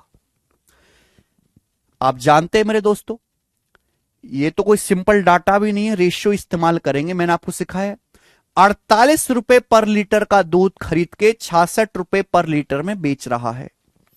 48 रुपए पर लीटर का दूध खरीद के 66 रुपए पर लीटर में बेचता है। ये इस रेशियो में उसने प्राइस बढ़ाया है। इस रेशियो में मेरे दोस्तों उसने प्राइस बढ़ाया है। मुझे नहीं पता इसने मिलावट किस रेशियो में करी है। I don't know in which ratio he is मिलाइंग। मुझे नहीं पता उसने मिलावट किस रेशियो में करी है, लेकिन वो मिलावट करने के बाद, प्राइस बढ़ाने के बाद 60% प्रॉफिट कमाता है। 60% का मतलब 3/5, 60% का मतलब 3/5, 3/5 मतलब 5 का समान 8 में। तो मैंने प्राइस के रेशियो की मिलावट के रेशियो की सीधी सीधी गुणा कर दी। क्या आ जाना चाहिए? प्रॉफिट आ जाना चाहिए। ये देखिए 6 से जाएगा, 6 से 66 11 बार, 6 से 48 8 बार, तो क्वेश्चन मार्क आएगा मेरे दोस्तों। 8 की 8 में मल्टीप्लाई होगी 64 और नीचे 11 आएगा, 11 पंजे 55। यानी कि उसने बेटा इस रेशियो में मिलावट करी है, 64/55 के अनुपात में उसने मिलावट करी है। यानी कि अगर वो 55 लीटर दूध खरीद के लाता है तो 55 लीटर दूध में पानी मिलाकर वो मिश्रण 64 लीटर बना देता है। 64 लीटर मिश्रण बना देता है, मिश्रण। 55 लीटर दूध खरीद के लाता है तो 64 लीटर वो मेरे दोस्तों मिक्सचर बना देता है। तो उसने पानी कितना मिलाया दूध में? अगर दूध 55 है तो 55 में उसने पानी मिलाने के बाद मिश्रण 64 कर दिया, तो पानी कितना मिलाया होगा? 64 में से 55 माइनस करना पड़ेगा 9। 9 उसने पानी मिलाया होगा, यानी कि आंसर डी ऑप्शन होगा। वाटर से मिल्क का रेशियो 9:55। वाटर से मिल्क का रेशियो डी ऑप्शन होगा 9:55। बहुत बढ़िया सवाल है ना। ये मिलावट करने के बाद प्रॉफिट है कि 55 का दूध 66 कर दिया, यानी कि पानी कितना मिला है 9। 66 में से 55 घटाएंगे, 9:55। गजब का सवाल है भाई, ये गजब का। ऐसा ही सेम ये सवाल तो मैं आपको कई वर्षों से करा रहा हूं, बिल्कुल ऐसा ही सवाल आया था मेरे प्यारे दोस्त। अगर आपने पेपर सॉल्व किया हो तो यूपी कांस्टेबल के पेपर में हमने उसकी जो है रील भी बनाई है। आप जब जाओगे वंडर इन सेकंड चैनल पे हमारे, तो यहां पर मेरे दोस्तों मैंने सॉल्व करा है यूपी कांस्टेबल के सारे अच्छे अच्छे सवाल की शॉर्ट्स बना रखी है। अगर आपने ये चैनल हमारा सब्सक्राइब नहीं कर रखा ना, मैथ्स वंडर इन सेकंड्स, तो आप सब इस बच्चे इसको सब्सक्राइब कर लो। इस पे मैं जिस जो भी लेटेस्ट पेपर होता है वो सारे सॉल्व कराता हूं। जैसे आपके यूपी कांस्टेबल में सवाल आता है दूध पानी का, सेम टू सेम सवाल। दूध यार, दूध में पानी मिला के ग्राहक को बेचते हैं, ठीक है भाई। दिख रहा है आपको कि एक दूधिया 6.4 रुपए पर लीटर का दूध खरीदता है, पानी मिला के 8 रुपए पर लीटर का बेचता है, 37.5% प्रॉफिट होता है। तो बताओ जो कस्टमर को दूध मिला है उसमें पानी मिल्क का अनुपात क्या है। सेम सवाल है, अगर किसी बच्चे ने पढ़ा होगा तो कर लिया होगा। दिख रहा है आपको, ये देखो सवाल, अब शायद आपको दिख रहा होगा। यूपी कांस्टेबल री एग्जाम 2024 में एक दूधिया 6.4 रुपए पर लीटर के हिसाब से दूध खरीदता है, पानी मिलाकर 8 रुपए पर लीटर का बेचता है, 37.5% प्रॉफिट होता है। तो बताओ ग्राहक को जो दूध मिला है उसमें पानी और मिल्क का रेशियो क्या है। सेम क्वेश्चन सेम तरीके से करना था। तो मैं जो पढ़ा रहा हूं आप ऐसा ना समझे कि ये केवल सीजल के लिए, सिटसल के लिए। पेपर चाहे कोई भी हो, चाहे सीडीएस का पेपर हो, चाहे कांस्टेबल का पेपर हो, चाहे दरोगा का हो, चाहे बिहार टीचर हो, कोई भी पेपर हो, सभी में सेम सवाल आते, सेम सवाल। गणित अलग अलग नहीं आ रहा एग्जाम के लिए, गणित सेम है, कॉन्सेप्ट भी सेम है। ठीक है बच्चों, क्या आप ये सवाल नहीं कर सकते थे खुद से। जिन बच्चों ने भी इस बैच में सीरियस होकर पढ़ा होगा ये सवाल कर लिया होगा। और ये वो सवाल है यूपी कांस्टेबल का, जैसे 90% बच्चे पेपर में नहीं कर पाए होंगे। 90% बच्चों से पेपर में सवाल हुआ नहीं होगा।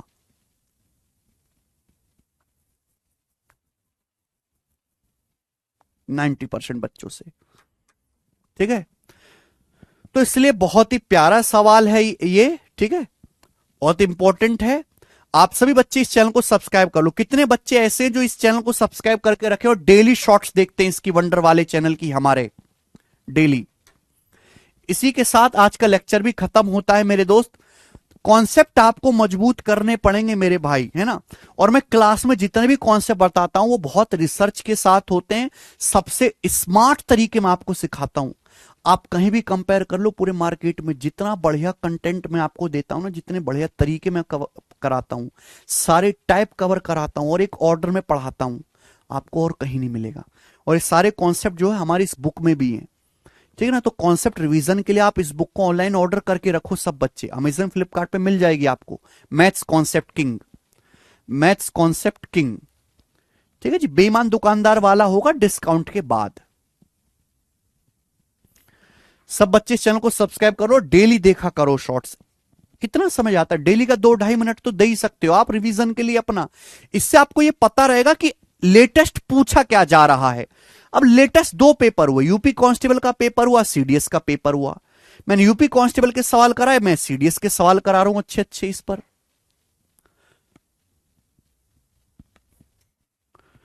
ठीक है, चले अब हमारी मुलाकात होगी कल। बाय, आज इतना ही, धन्यवाद। समझ में आया ना आपको आज का लेक्चर। बहुत जल्द मयंक समझ में आया होगा, ठीक है, चलिए बाय।